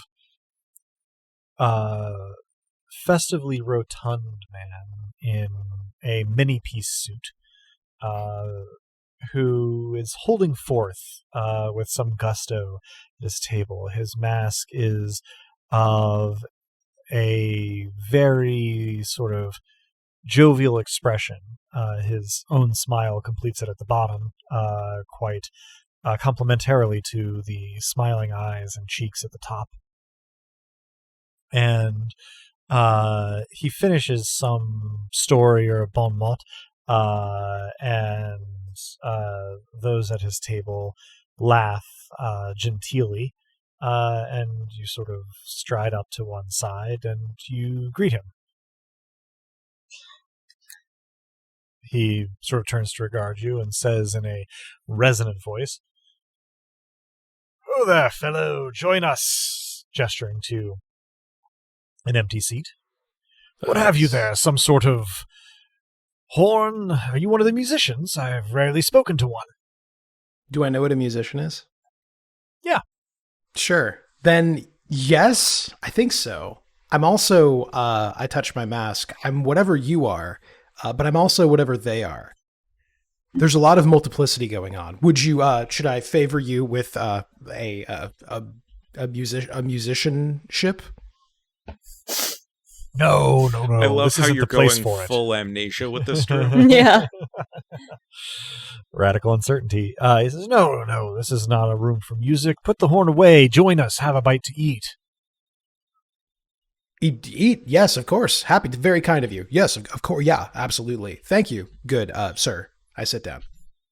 As you sit down, you regard the table, and it's less full. You didn't see the other people go anywhere, but now it's you, the fellow you were speaking to, and a sort of rail thin woman with severe sort of chin and mouth, who is eating olives out of a bowl at about the rate of one every 3 seconds, as an almost mechanical matter. I asked my jovial interlocutor, was it something I said, didn't say, played, didn't play? There seemed to be more people a moment ago. Sort of tilts his head at you and he says, "Oh, that's just the revel for you." And you sort of feel a little jolt. And he says, "People come, people go, people live, people die. It's all part of the fun. Anyway," he gestures at the spread of food and he says, "Help yourself." The word revel, I've now heard it twice. Do I detect a revel in the food? Interesting. Yeah. Okay. I take whatever seems not even necessarily the tastiest or the most appealing, but the most whatever contains the most revelry. That's what I put in my gob. There is a revelatory. There is an iron pan on a wooden, I don't know, I'm going to call it a coaster, that you pull towards you. The pan contains a pie, unopened as yet, and you go to slice it open only to find birds flying out of it to roost some unidentified area above you. All that is left is a steaming pie crust in this pan when they are through. The gentleman you were talking to chortles self-satisfiedly. One of my favorites, that is. Not too filling, but quite delightful. They seem to be the filling, quite so. I see what you mean, because you can't eat birds in flight. Right. I've never managed it. Well, we all must have goals. Tell me, how long have you been at this revel? He gives you sort of a appraising look, and he says, "Well, quite some time, I suppose. I don't know anyone who keeps track, though. Must have just arrived." I suppose I myself have just arrived, possibly just come into existence, actually. So the revel, at the risk of asking a silly question, and thank you for indulging me, what is a revel? He chuckles again and says, "Well, you're in it. A party, a festivity, a celebration." He looks a little thoughtful and adds on, "I guess everyone cuts loose, goes a little crazy." A little crazy. Do I feel the ping anymore as he describes what revelry is? It is more like feedback. There was the ping, and now it's growing stronger and more discordant. All right, I say, and I pop something else in my mouth. I don't even necessarily look at what it was. Let's say I actually just take a crust from the blackbird pie, since this is apparently the height of party food, and I say, if I were to ask you a philosophical query, my friend, if I may be so presumptuous as to call you such, if you were to describe where in the revel I am, what would you say? Oh. Goodness me, I suppose I'd say you were at dinner. All right.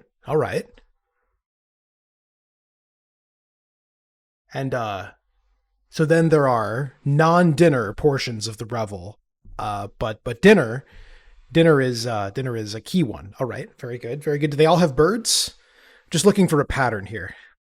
He sort of bobs his head. He says, "Well, I've yet to be in a space where I haven't at one point seen a bird mask, but critters themselves are a little rarer, although I believe there's a menagerie somewhere, or at least I've heard tell. I haven't been myself. A menagerie. Okay. This is a flood of new concepts, each of which I assume is like stubbing my brain. Yeah, it would be fair to say that your brain is throbbing at this point. Okay. You said people die. Why would they? At the revel? Oh.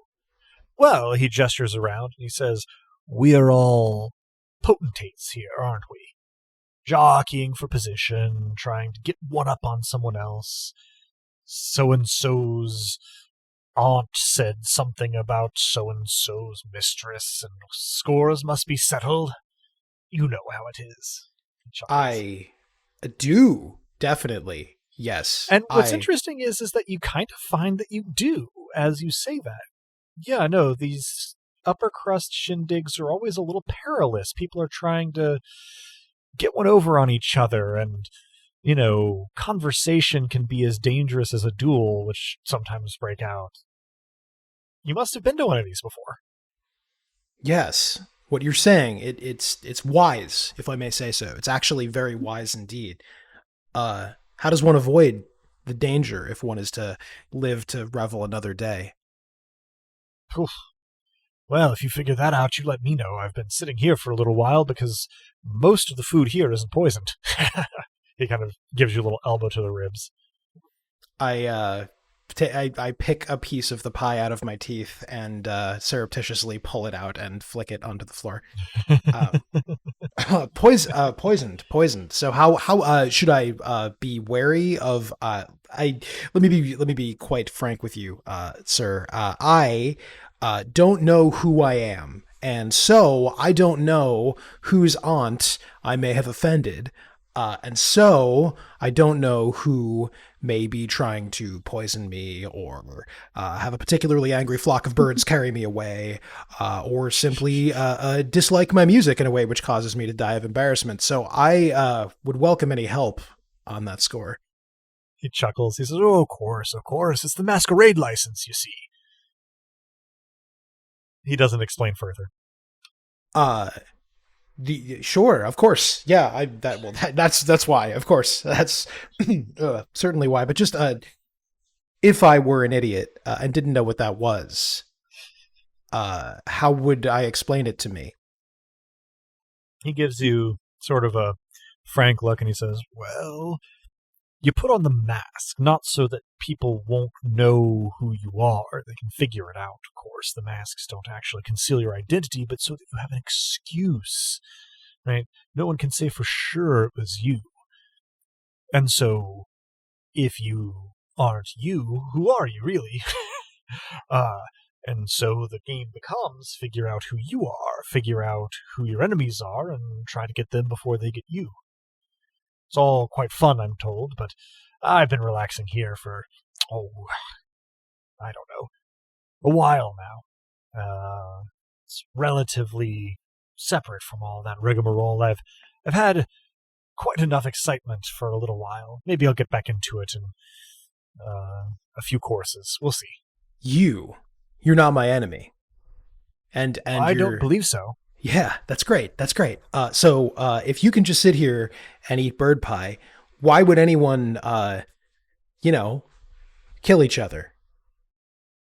Well, that's the question, isn't it? Once you figure out who you are, then you have as much motivation as you need to pursue your own goals. I dallied in it for a while and then decided it would be more fun if I forgot for a while. So I did. Decided. So you can decide how much you forget or remember? Is that sort of an adjustable? He sort of waves his hand in a sort of, sorta, gesture, and he says, "Well, you go one way, you go another, you see where you end up. There's tides, currents."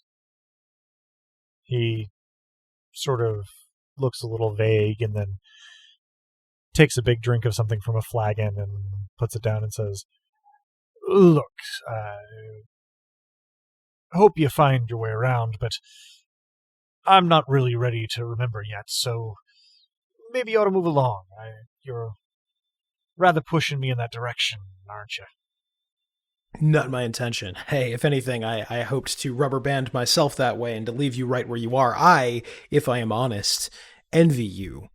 I feel like I have to know who I am, and I hope that someday it's as simple as sitting here like you're doing. Seems like a piece of paradise, really.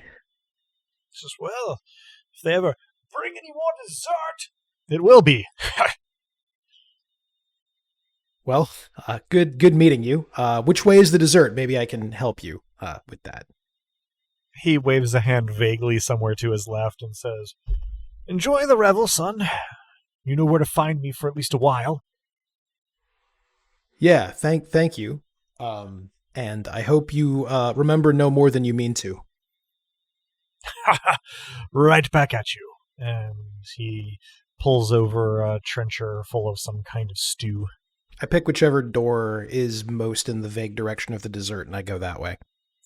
You turn on your heel and you start to move, and then you hear the same voice from earlier say Leorian in your head.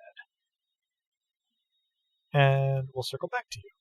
Robin, you've moved towards the other end of this big space, hand sort of casually resting on the hammer you've discovered. People seem to sort of drift out of your way as you sort of move through it. And coming to the doors on the other side, you find that they lead into what seems to be some sort of theater. There's an elaborate costumed pageant of some sort going on a raised stage with lights that seem to be maybe mirrored lamps from above it. And between you and that, sort of, facing to your left, are sort of stadium-seated chairs, but not all that many, maybe 50 in total on either side of a central aisle. About half of those are full, masked people, raptly watching whatever is happening on the stage. And directly in front of you, sort of at the end of an aisle at the back of the seats here, is another set of doors. But right where the center aisle is, there's another set of doors to the right, about halfway down. This whole tableau is eerily silent. In fact, you can't hear any of even the relatively muted sounds of the cathedral hall you were just in as you step through the door. Is there anything going on the stage? Yes, though what exactly it is, you would be hard-pressed to name. There are backdrops that appear to be swirls of sort of coordinated colors in different sizes, sort of whirling in different directions. There are 3 people on the stage, one of whom is totally naked with a little bit of paint on their body. The other 2 are in extremely elaborate costumes, adorned with gems and thread of gold. All 3 have struck not terribly naturalistic poses, and after a slow count of about 4, they move to new poses totally silently. This isn't my scene either. Whatever looks like the most polite exit to take, I do. Okay. After brief deliberation, you decide that the door on the other side opposite you is going to be less obvious to those on the stage than the door directly across from the stage, so you hurry through the back and into that door, and you find yourself now in a cobblestone courtyard. You've come in one door. There are 3 others, one to your left, one to your right, one across from you, set kind of around a large circular area. You are in the outer wall of sort of a colonnade, and then there's arched columns sort of circumscribing a central area that has grass and 1 tree in each quadrant, seemingly identical to one another. and then in the middle, a large still pool, sort of bordered by black stone. Looking up, you can see a dark sky with maybe 6 bright stars in it, and otherwise, you seem to be alone.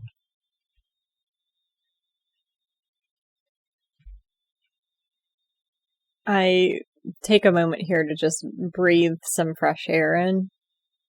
It's really refreshing. It's just chill enough to be slightly brisk, without being like too cold, and it smells like garden. I'm going to try to get a look at myself in the water and see what mask I'm wearing and just what I look like. You approach the pool in the middle. It is... You could probably, in any given diameter of it, lay down twice with a little bit of room to spare. And looking sort of down into it, it is perfectly placid, and there's just enough light from those 6 bright stars above to provide you with a reflection. Though as you look at the reflection, there's no ripples, no disturbance in the water, no breeze or anything, yet your reflection ripples. For the first moment, you see yourself with hair loose about your shoulders in a way that feels unaccustomed. And in that one-shouldered, shimmering toga dress with the belt and the hammer just barely visible where you're leaning over the wall. But as you look, it shimmers and your clothes and hair change, though the mask you are wearing, which seems to be a regular, precise rectangle with swirling filigree designs in black enamel, sort of in almost ludicrously fine detail all around it, that stays the same, as does your overall silhouette.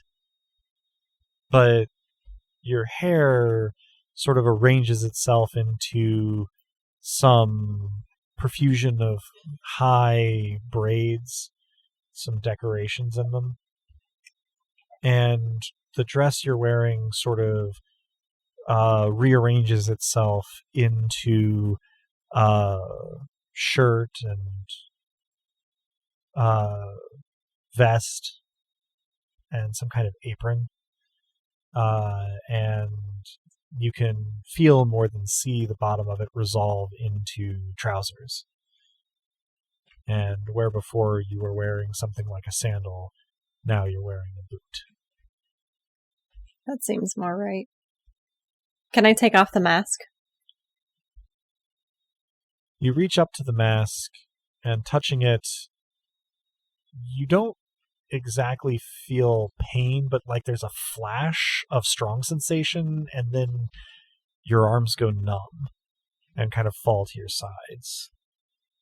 Pins and needles quickly take the place of the numbness as feeling comes back into them.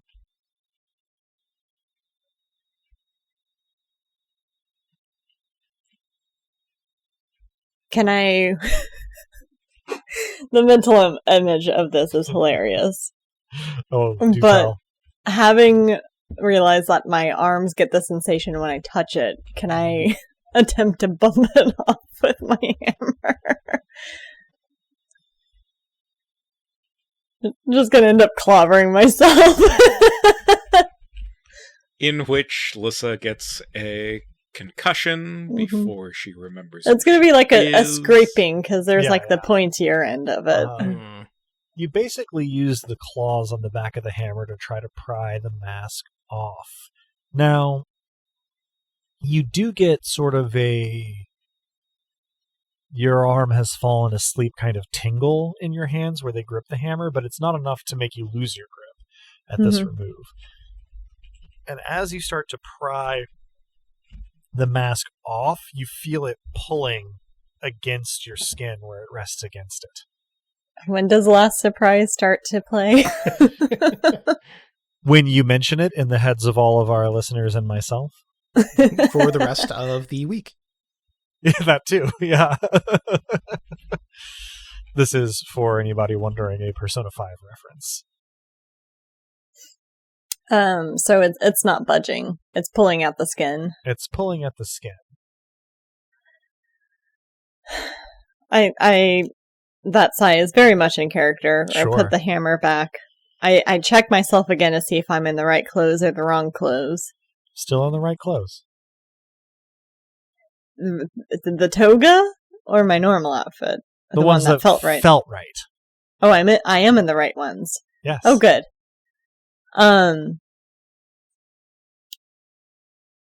Anything else in my pockets now that I'm in different clothes? Yeah. Now that you have more space for stuff, you also have more stuff. There's a pouch with coins in it. There's something wrapped in a bundle of cloth. There's a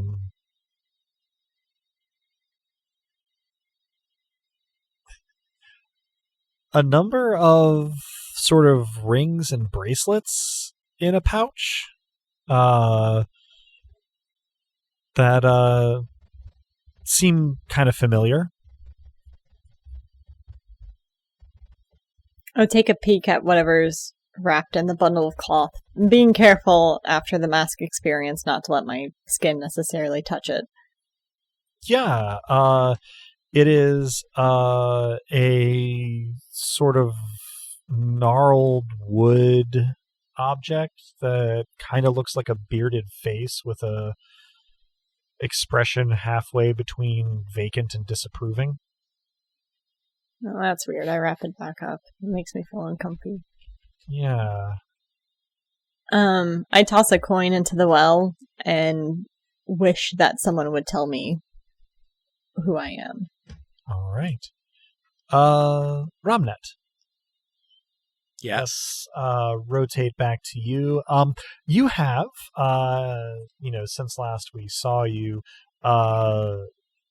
attempted to pray to Leorian by name. There hasn't been an immediate response to that, but I suppose I will also add a lack of response from him have immediately switched to Lissa. Mm-hmm. And in case you've forgotten it, Fury. Mm-hmm.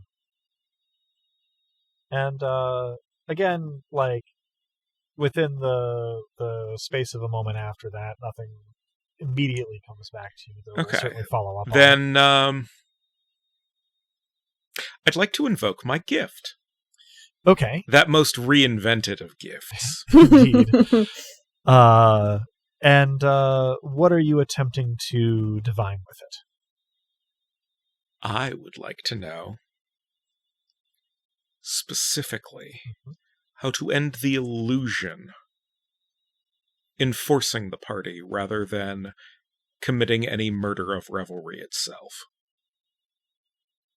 The answer you get is in the form of a sort of multi-sensory image.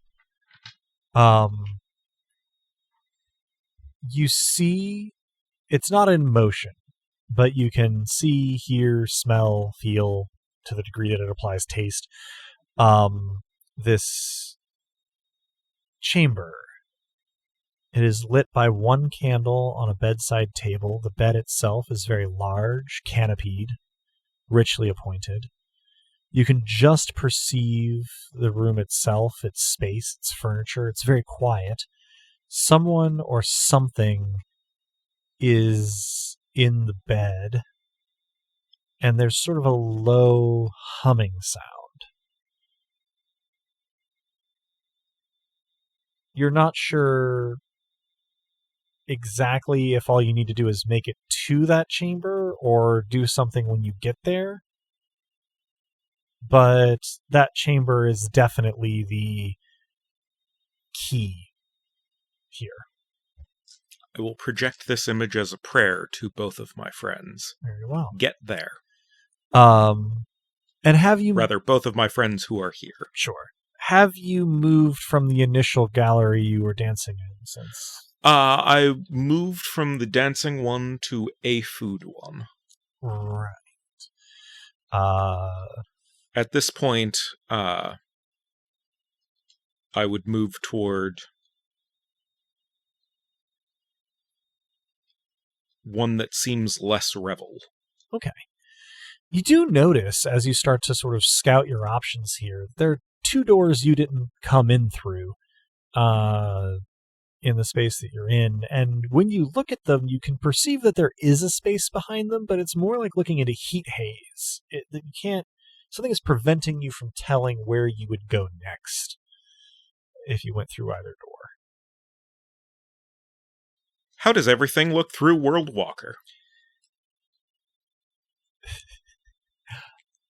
I am going to use an out-of-character point of reference here. In computer science classes, there is sometimes homework to make a game called Hunt the Wumpus, where the rooms are discrete, but not related to each other spatially. So the puzzle is figuring out how to shoot your one arrow so that it kills the Wumpus before the Wumpus ends up in the same room as you, without hitting yourself with the arrow.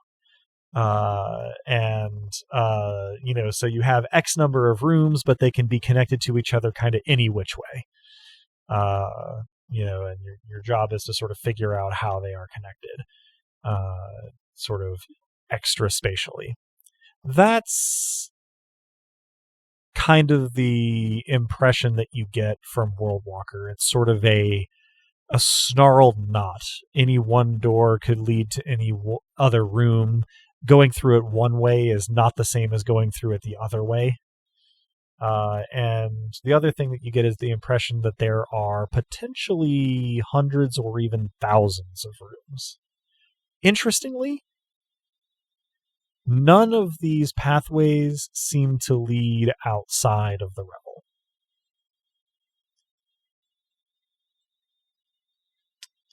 I would like to combine a few things here. Do tell. I would like to, using World Walker as the site, functionally. Okay. Murder a wall. Because what is a door but an absence of wall?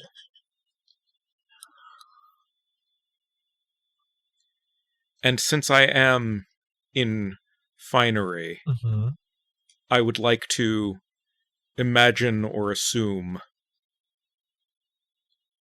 a blade that would fit that, since I do tend to go armed, even if it does tend to go unremarked. Is any or all of this possible? You actually find, using your estate of murder, it's relatively easy to arm yourself. What kind of suitably formal wear weapon would you like to be armed with? Something that could easily be called either a dagger or a short sword, depending on how diminutive someone would like to be in reference to it. Sharp, obviously. Sturdy, hilted. Silver and black and jeweled is to match my outfit and so on. Yeah, you perceive the weight of what, upon inspection, turns out to be something resembling a dirk, sort of on the back of your belt, sort of in the small of your back behind you. The pommel and a little bit of the handle being just visible past your hip, when you stand up straight. Turning your attention to the wall, you find that while the wall does not have like a discrete Arcturitas of its own, it seems to be protected by one. Okay, so probably not worth attempting then. You do think you could do it. It is up to you whether you want to pour the power into it or not. No. However, as noted in side comms, I am reflexively just swatting any murder that pings. Yeah, this is kind of interesting. You are in an area with food, and you, when you turn your attention to it, can perceive that there are some significant pauses that are not paying off here and there. Not constantly, but, 2 or 3 in the span of time that you're in this room where people are expecting someone to start choking or foaming at the mouth and they don't. And then the conversations get awkward. Honestly, good. Seems like a pretty low price to pay, all things considered, yeah. So, we're going to jump real quick over here to Leorian. Having heard this name in your head in the same way that you did previously in the courtyard, you are in a moment able to connect that idea to yourself. That's you. You're Leorian, and it's still a little, it's like thinking through molasses a little bit, but like suddenly you are connected to your past again. You sort of rock a little bit on your heels, but that's right. No, you came here with friends. That was one of their voices. And you start to fill in the blanks over, sort of painfully slowly, but like, still painfully slowly for thought, not painfully slowly for things that you have to do physically, kind of connect ideas back up, sort of standing a little bit blinkered partway to the door in this dining hall. That knocks me on my heels. So how much do I know? Do I know who to respond to? I don't have my friends' names, but do I know anything about them?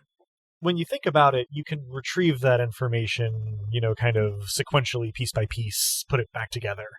That was Ramnat. That was his voice. It was his voice in the courtyard too. You haven't seen him since you've been here. How long have you been here? Well, not a productive question. That was him, though. Okay, so I reach out to Ramnet first and I say, I exist. You exist. I'm me. I don't know how long we've been here, but I'm in a dining hall. Did I get he said he sent a flash of a room. Did I get that as well?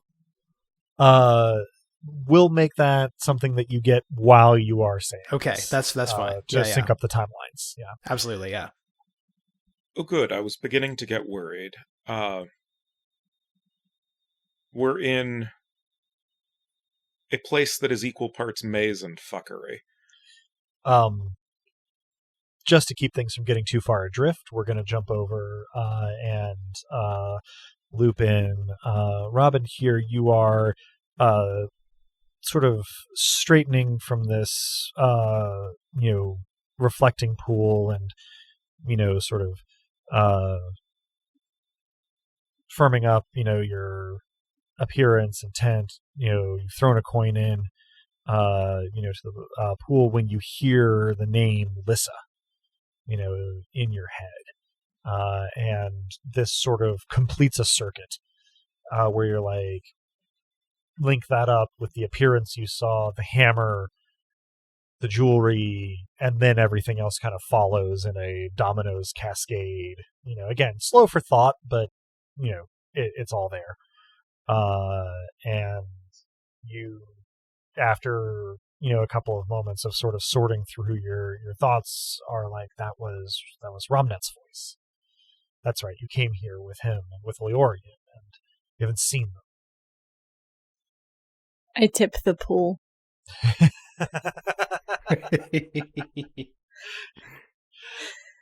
And as I slowly take the pouch off my belt to put my rings and bangles back on, I reach out to both of them and go, where are you? I was really disoriented for a while there. I'm in a courtyard with a large pool. And you get that flash of the room that Ramnet saw, the bed chamber, while you're speaking here. And sure enough, interrupting the conversation that Ramnet and Leorian were having there, you hear Lissa, kind of say this to you, and with that, you have a sort of inconvenient but manageable quasi-asynchronous prayer chat that you can communicate in. I will QAOL noises. Yeah, totally. Yeah. Exactly. Stay where you are. I will come get both of you. How will you do that? Also, hi, Lissa. Glad you're alive. And that you Right know back you're at you. ya. Yeah. I'm a world walker. Well, that's true. That's true. All right. I'll stay here. I plunk myself back down at the table with my friend. I say, I know who I am. Don't worry. I won't tell you. He sort of jerks to look at you and says, make yourself comfortable, I suppose. Good evening to you. Help yourself. And don't be too perturbed if I talk to myself. Neither of you are in any danger. This back to my familia. Well, he probably can't hear me say it because I'm praying, but... Right, yeah. He sort of nods affably and goes back to his meal. Unclear whether or not he recognizes you. Is there a danger beyond the discomfort of this really pretentious party?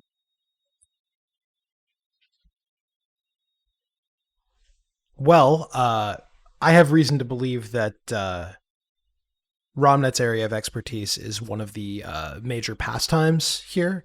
That is to say that as... Oh, yes, I've been swatting them. Oh, that's for the best. I think I don't know that it changes much. I suspect this ultimately is a feeding ground. After all, poison is not just a tool of murder. It's a particular type. Well, I suppose this is what I can contribute now that I know I'm me. I perform a major divination of revelry. All right.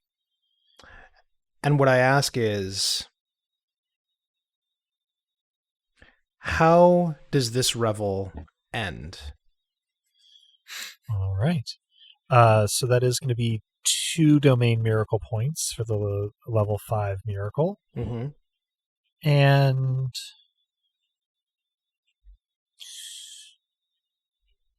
do I need to put penetration on this, or?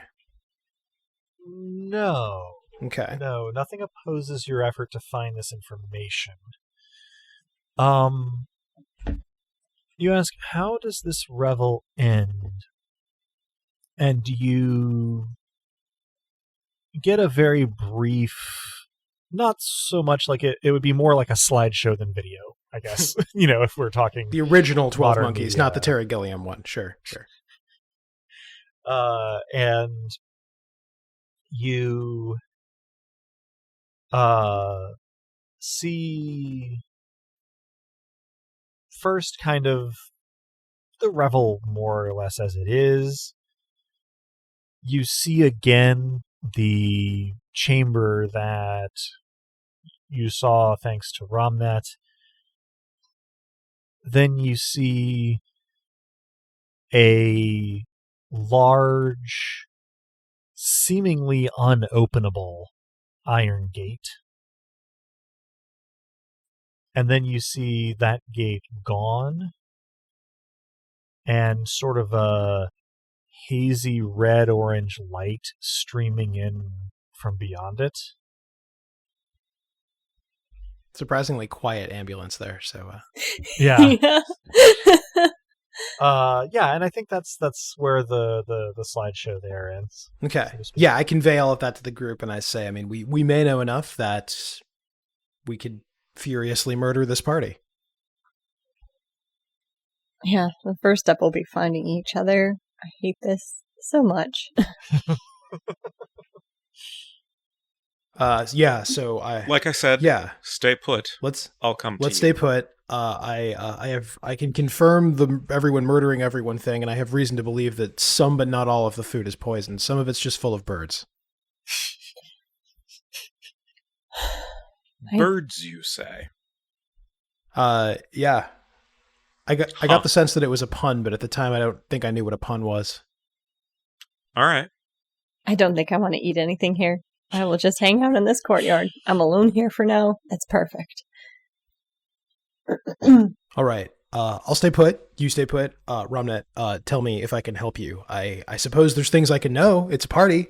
It's a terrible party. I hate every second of it, but it's a party, so there's probably something that I can contribute. If you find yourself in need of information, I'm a prayer away. So, ignoring all obvious musical references one could make throughout this, This one's really testing that resolve, yeah. Mm-hmm. how could I use... Well, let's see. I would like to combine World Walker and a Divination of Domain. Mm-hmm. And what is your question? What is the shortest path between me and Leorian? Okay. You have a sense of the direction to take, and you have an incongruous image of a dimly lit, beating heart not housed in any body.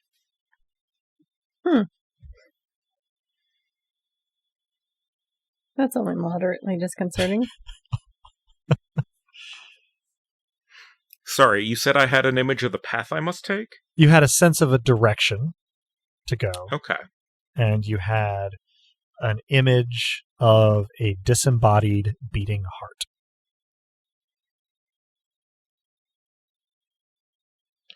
Well, I'll start going in that direction. You start going in that direction. What direction is that? From where you are standing, it is about 55 degrees to your left. There's a door. And once you pass through that door, you are in what appears to be sort of a lounge of sorts. There are people who are sort of reclining on sofas and divans. Some are smoking. Others seem to be in various states of canoodling.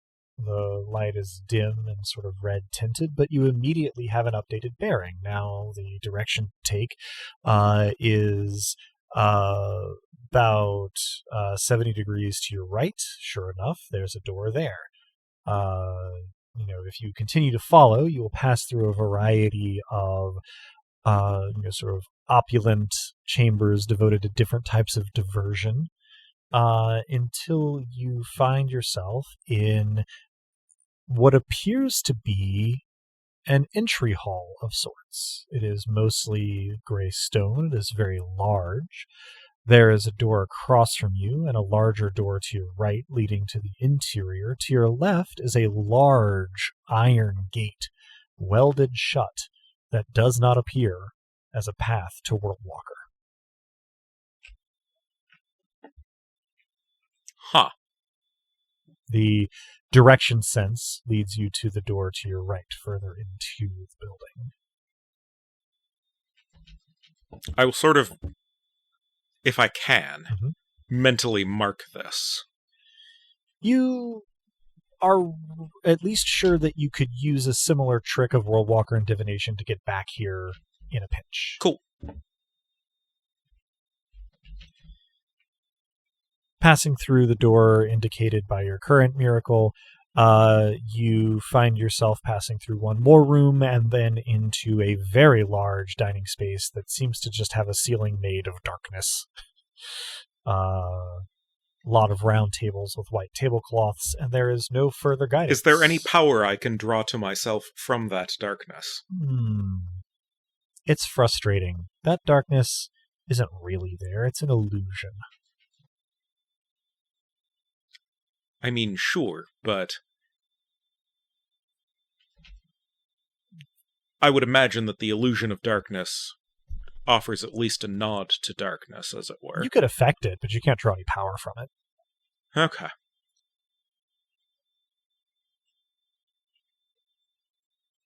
But you are fairly sure that this is the room that Leorian is in. Leorian, have you been doing anything while you have waited? Well, has my new buddy been doing anything, or has he just sort of been eating and lulling? Yeah, he's been kind of picking at this and that, and not really, saying much of anything. In that case, I've been mostly ignoring him and keeping an open line of communication with Lissa, since she seemed to be having a bad time. Sure. Yeah, I suppose if Leorian or Lissa, there's anything specific you would like to cover or establish through this, you may. Otherwise, you've just been kind of keeping yourselves company. I give Leorian, and by extension Romnut, a complete breakdown of rooms I was in and the directions in which I exited them. Okay. Yeah, I do likewise, and I also let him know that a doorway entered from one side did not yield sort of Euclidean result, though I don't have that word. When I left it the other way. No, this place is an absolute tangle. An utter. I mentioned the 2 moons as well, in case nobody has. I mentioned the 6 stars above me at that point, in case it's useful.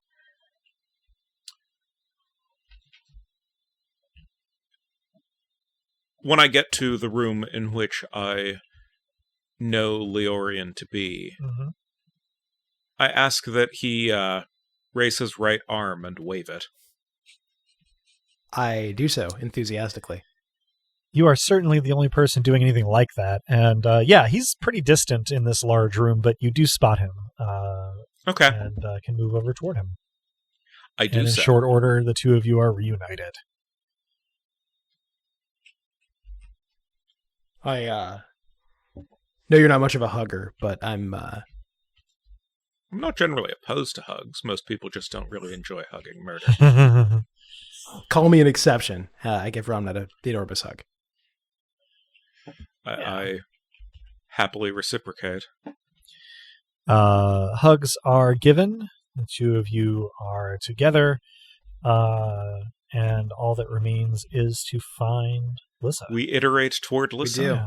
As we leave, I tap the large gentleman on the shoulder and I say, continue remembering only what you wish to remember, my friend. He looks at you. Of course. Stay alive out there. I give him his own personal lesser destruction of murder. I love it. He just kind of nods affably in your direction as you depart without seeming to be any of the wiser. And you head towards one of the many exterior doors to this room that you are sure heads towards Lissa. You pass into a long but still plenty wide gallery with black and white checkered tile flooring, sort of marble colonnades off to either side with white marble statues with red velvet curtains behind them in each of the alcoves. And it's only when you're about halfway through the room that you realize that these statues are actually performers. They're people dressed and painted like statues who are standing perfectly still in a variety of poses. This room only has the one exit across from you. You go through that, and you come into what a modern person might perceive as similar to a billiards room, but Taraxan sensibilities are unfamiliar with this game. And so it is a room with some aromatic smoke in it and a lot of murmur and clacking of balls and cues and things on cloth-covered tables. Weaving your way through them, you come to the next door, and passing through several more entertainments, you arrive at a sort of hall of mirrors, where it's not exactly like a maze or anything. It's just sort of confusing. These mirrors are larger and more sort of crisp in their image than any that you've seen in the mundane world. But after a moment, you figure out that there is sort of two perpendicular mirrored walls in the middle of the room, and the room itself is sort of hexagonal in shape with mirrored exterior walls. But 3 of the 6 walls, including the one you just came in through, have exits, one of which leads towards Lissa. And crossing through that, you step into the colonnade courtyard that Lissa awaits in, seeing the, arced columns going around the lawn with the tree in each quadrant, and the large reflecting pool in the middle with Lissa standing near it, looking perturbed. Oh, it is so dusk damn good to see you. I breathe a giant sigh of relief and rush over and hug both of them. I will at this point ask, so what kind of mask am I wearing? Looking at Ramnet, you find that he has, perhaps somewhat unimaginatively, a crow mask on. Insult to injury. Oh, no. If you get enough of me together, there will almost certainly be a murder. I just meant they owed us better. All right, what am I? I don't know if either of your compatriots will have the insight to say precisely, but you are wearing a mockingbird mask. I can roll lore for it. Perfect. Anyone without a bird mask? Brutal. You can also look in the pool, guys. Yeah, the pool is right there. Oh yeah, I suppose that's a pair of 8s. Yeah, you'll be able to recognize it as a mockingbird in stylization. Do they have any insight additionally into what my fancy looking mask is? Ooh, Is it just that's actually a really good question. Give me just 1 second here. I'm Shall I roll lore again? Skills. No. Roll coordination plus perform dance, which is 4 plus a master die. Yep. So that is a pair of 8s becomes 3 8s. The various swirls of filigree in this mask actually correspond to the step pattern of an old folk dance. It is the work of a couple of moments hard thought before you realize the potential connection here. The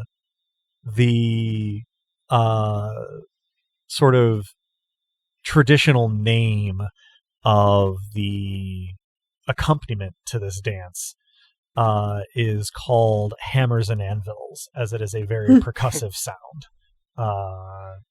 You are the footwork to a line dance called hammers and anvils. I almost regretted asking until you said those last 3 words. It is, also, is Lissa in her Listen garb as opposed to whatever she might have appeared in? Sure. Yeah, she's in. I will inquire how she accomplished that. I just really disliked the other clothes and thought hard about it. And also stared at myself in the pool. I've already tipped it well and should still be in good spirits. I will look into the pool and not so much think toward my standard garb, just think toward my standard accoutrement of things, and perhaps something that is a bit more flowing than this constrictive suit. And as you watch, your image shimmers without so much as a ripple in the water, and sure enough, you have your things, and your clothes retain something of the style that they were in, but relax into something a little more flowing. Marvelous. I think I go to the pool as well and Yeah, just try to look more like me. I think on me now that I know what me is. And similarly, you find yourself restored to your more accustomed Good. appearance and presentation and possessions. While they do that, I, having the full recollection of myself, I look specifically for the hilt to Feywa's needle. And indeed, you find it where you remember having stored it. Okay, good. Have we established that I also have my lute? You said instrument cases, plural, way back when, but... Yes, you do. Cool. You didn't open that one, but you do have it. Cool. World Walker divination toward the heartbeat. Aha. You take a moment to focus, and you sort of turn slowly and find yourself facing towards the reflecting pool.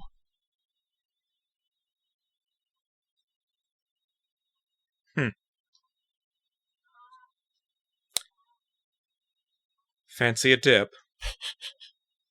I was worried that was going to be necessary. This reminds me too much of the well, actually. Of course it does. It's very deliberate. This whole thing is set up as a mockery.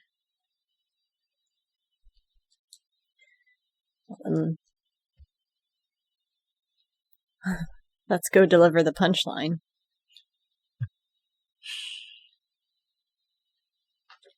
Join hands. Join hands. In we jump. We're off to kill the Chancel. You join hands and step or jump, however you choose to locomote, into the pool, and without so much as a splash of water, pass through it in a way that is not identical to, but reminiscent of the passage of the canals in Old Fermata before it was brought to the mundane. And you find yourself vertiginously reoriented so that you are stepping on the floor that is the plane of the water that you just stepped through. And you are in a sort of practical masonry room, not super large, especially having come from the rooms that you've come from. And you are looking at what appears to be a pretty ordinary heart that glows faintly with a ruddy light that is the only light source in this room. It is sitting on a plain stone plinth and beating rather normally. What does it look like with the sight? With the sight, it looks like a Nobilis with a pretty strong Octoritas. And while it's beating, you don't see blood coming or going. It's not like spraying blood off the side of the plinth. It's just kind of beating where it is. And Hey, Adam. Yeah? I would like a divination of what would happen if this heart were to be murdered. Good call. Looking into it, what would happen if this heart were to be murdered? You get sort of a sense of unease. Then you get a momentary flash of the common room of the inn in Boar, then a longer stretch of looking out over a sort of rocky, red, windy wasteland swarming with more bugs than air, all in flight. When that fades, all three of you fairly distantly hear Dosk's voice, sounding somewhat breathless. yet also thick with sleep. He says, I got it to you. It's a different one. It wasn't his heart. I have the forge. And that's where we'll end our session.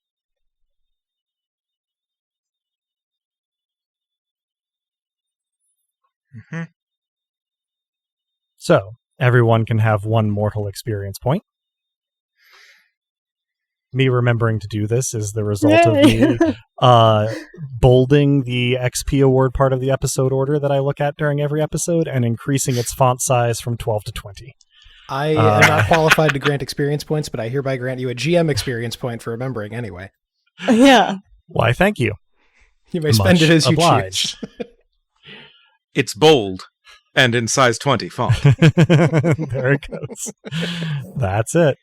That concludes this session of Dice Punks. Thanks for joining us, and I hope our players and listeners enjoyed it as much as I did. This one I enjoyed quite a bit, as you may have been able to guess. I hope that all of our listeners will join us again next time. If you're hearing us now, then you probably know where to listen to this, but we can be found almost any place one can listen to podcasts, as well as on the wider web at dicepunks.com and on Twitter as at dicepunks, at least until that site shuts down.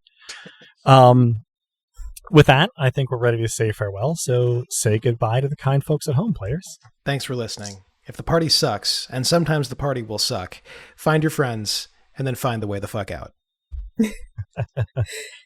Thanks for listening, everyone. Don't underestimate the value of getting a breath of fresh air if you're feeling stifled or anxious. It may help you get to the heart of things. Thanks for listening, folks, and make sure it's the right heart before you stab it. All good advice, frankly. And as the poet once said, pawns standing in awe of the game, of the stage, you've worked so hard to build an empire of secret rooms to display yourself and add to your wealth.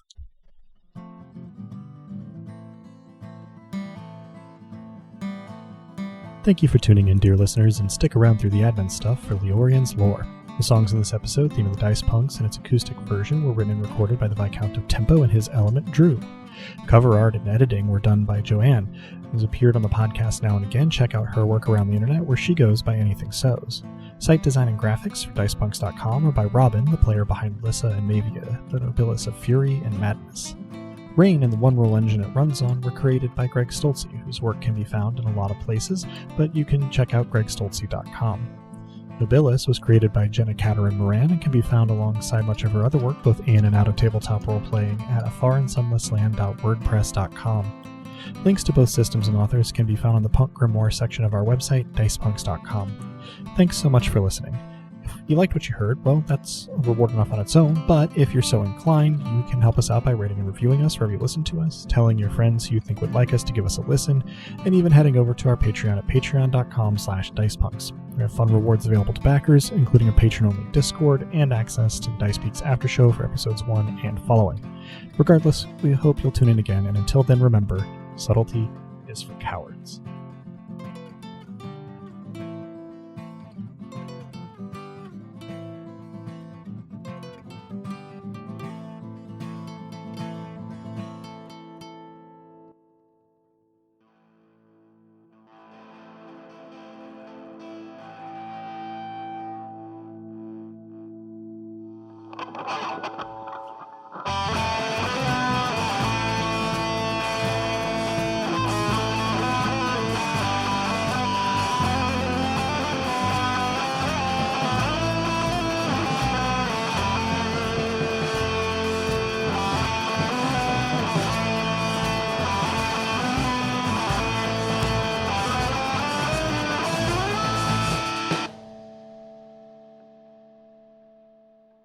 So ever since that arcane and archaic text Currents of the Cosmos came into our lives, something has been poking at the back of my mind. I kept thinking that I'd heard that title somewhere before, or several places really, and then it hit me.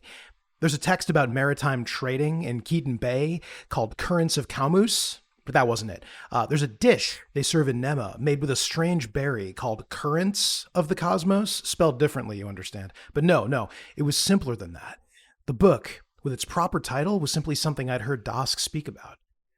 It didn't stick in my mind the way other names or places had, because there were so many things about which he spoke with clear affection, or, just as often, and sometimes simultaneously, a tentative sort of regret. But not this book. This book occupied a fixed place in his life, but one without a fixed meaning. He wouldn't be who he is without it, but then who would he be? Anyway, seems there's a good chance Vruda's book will be better.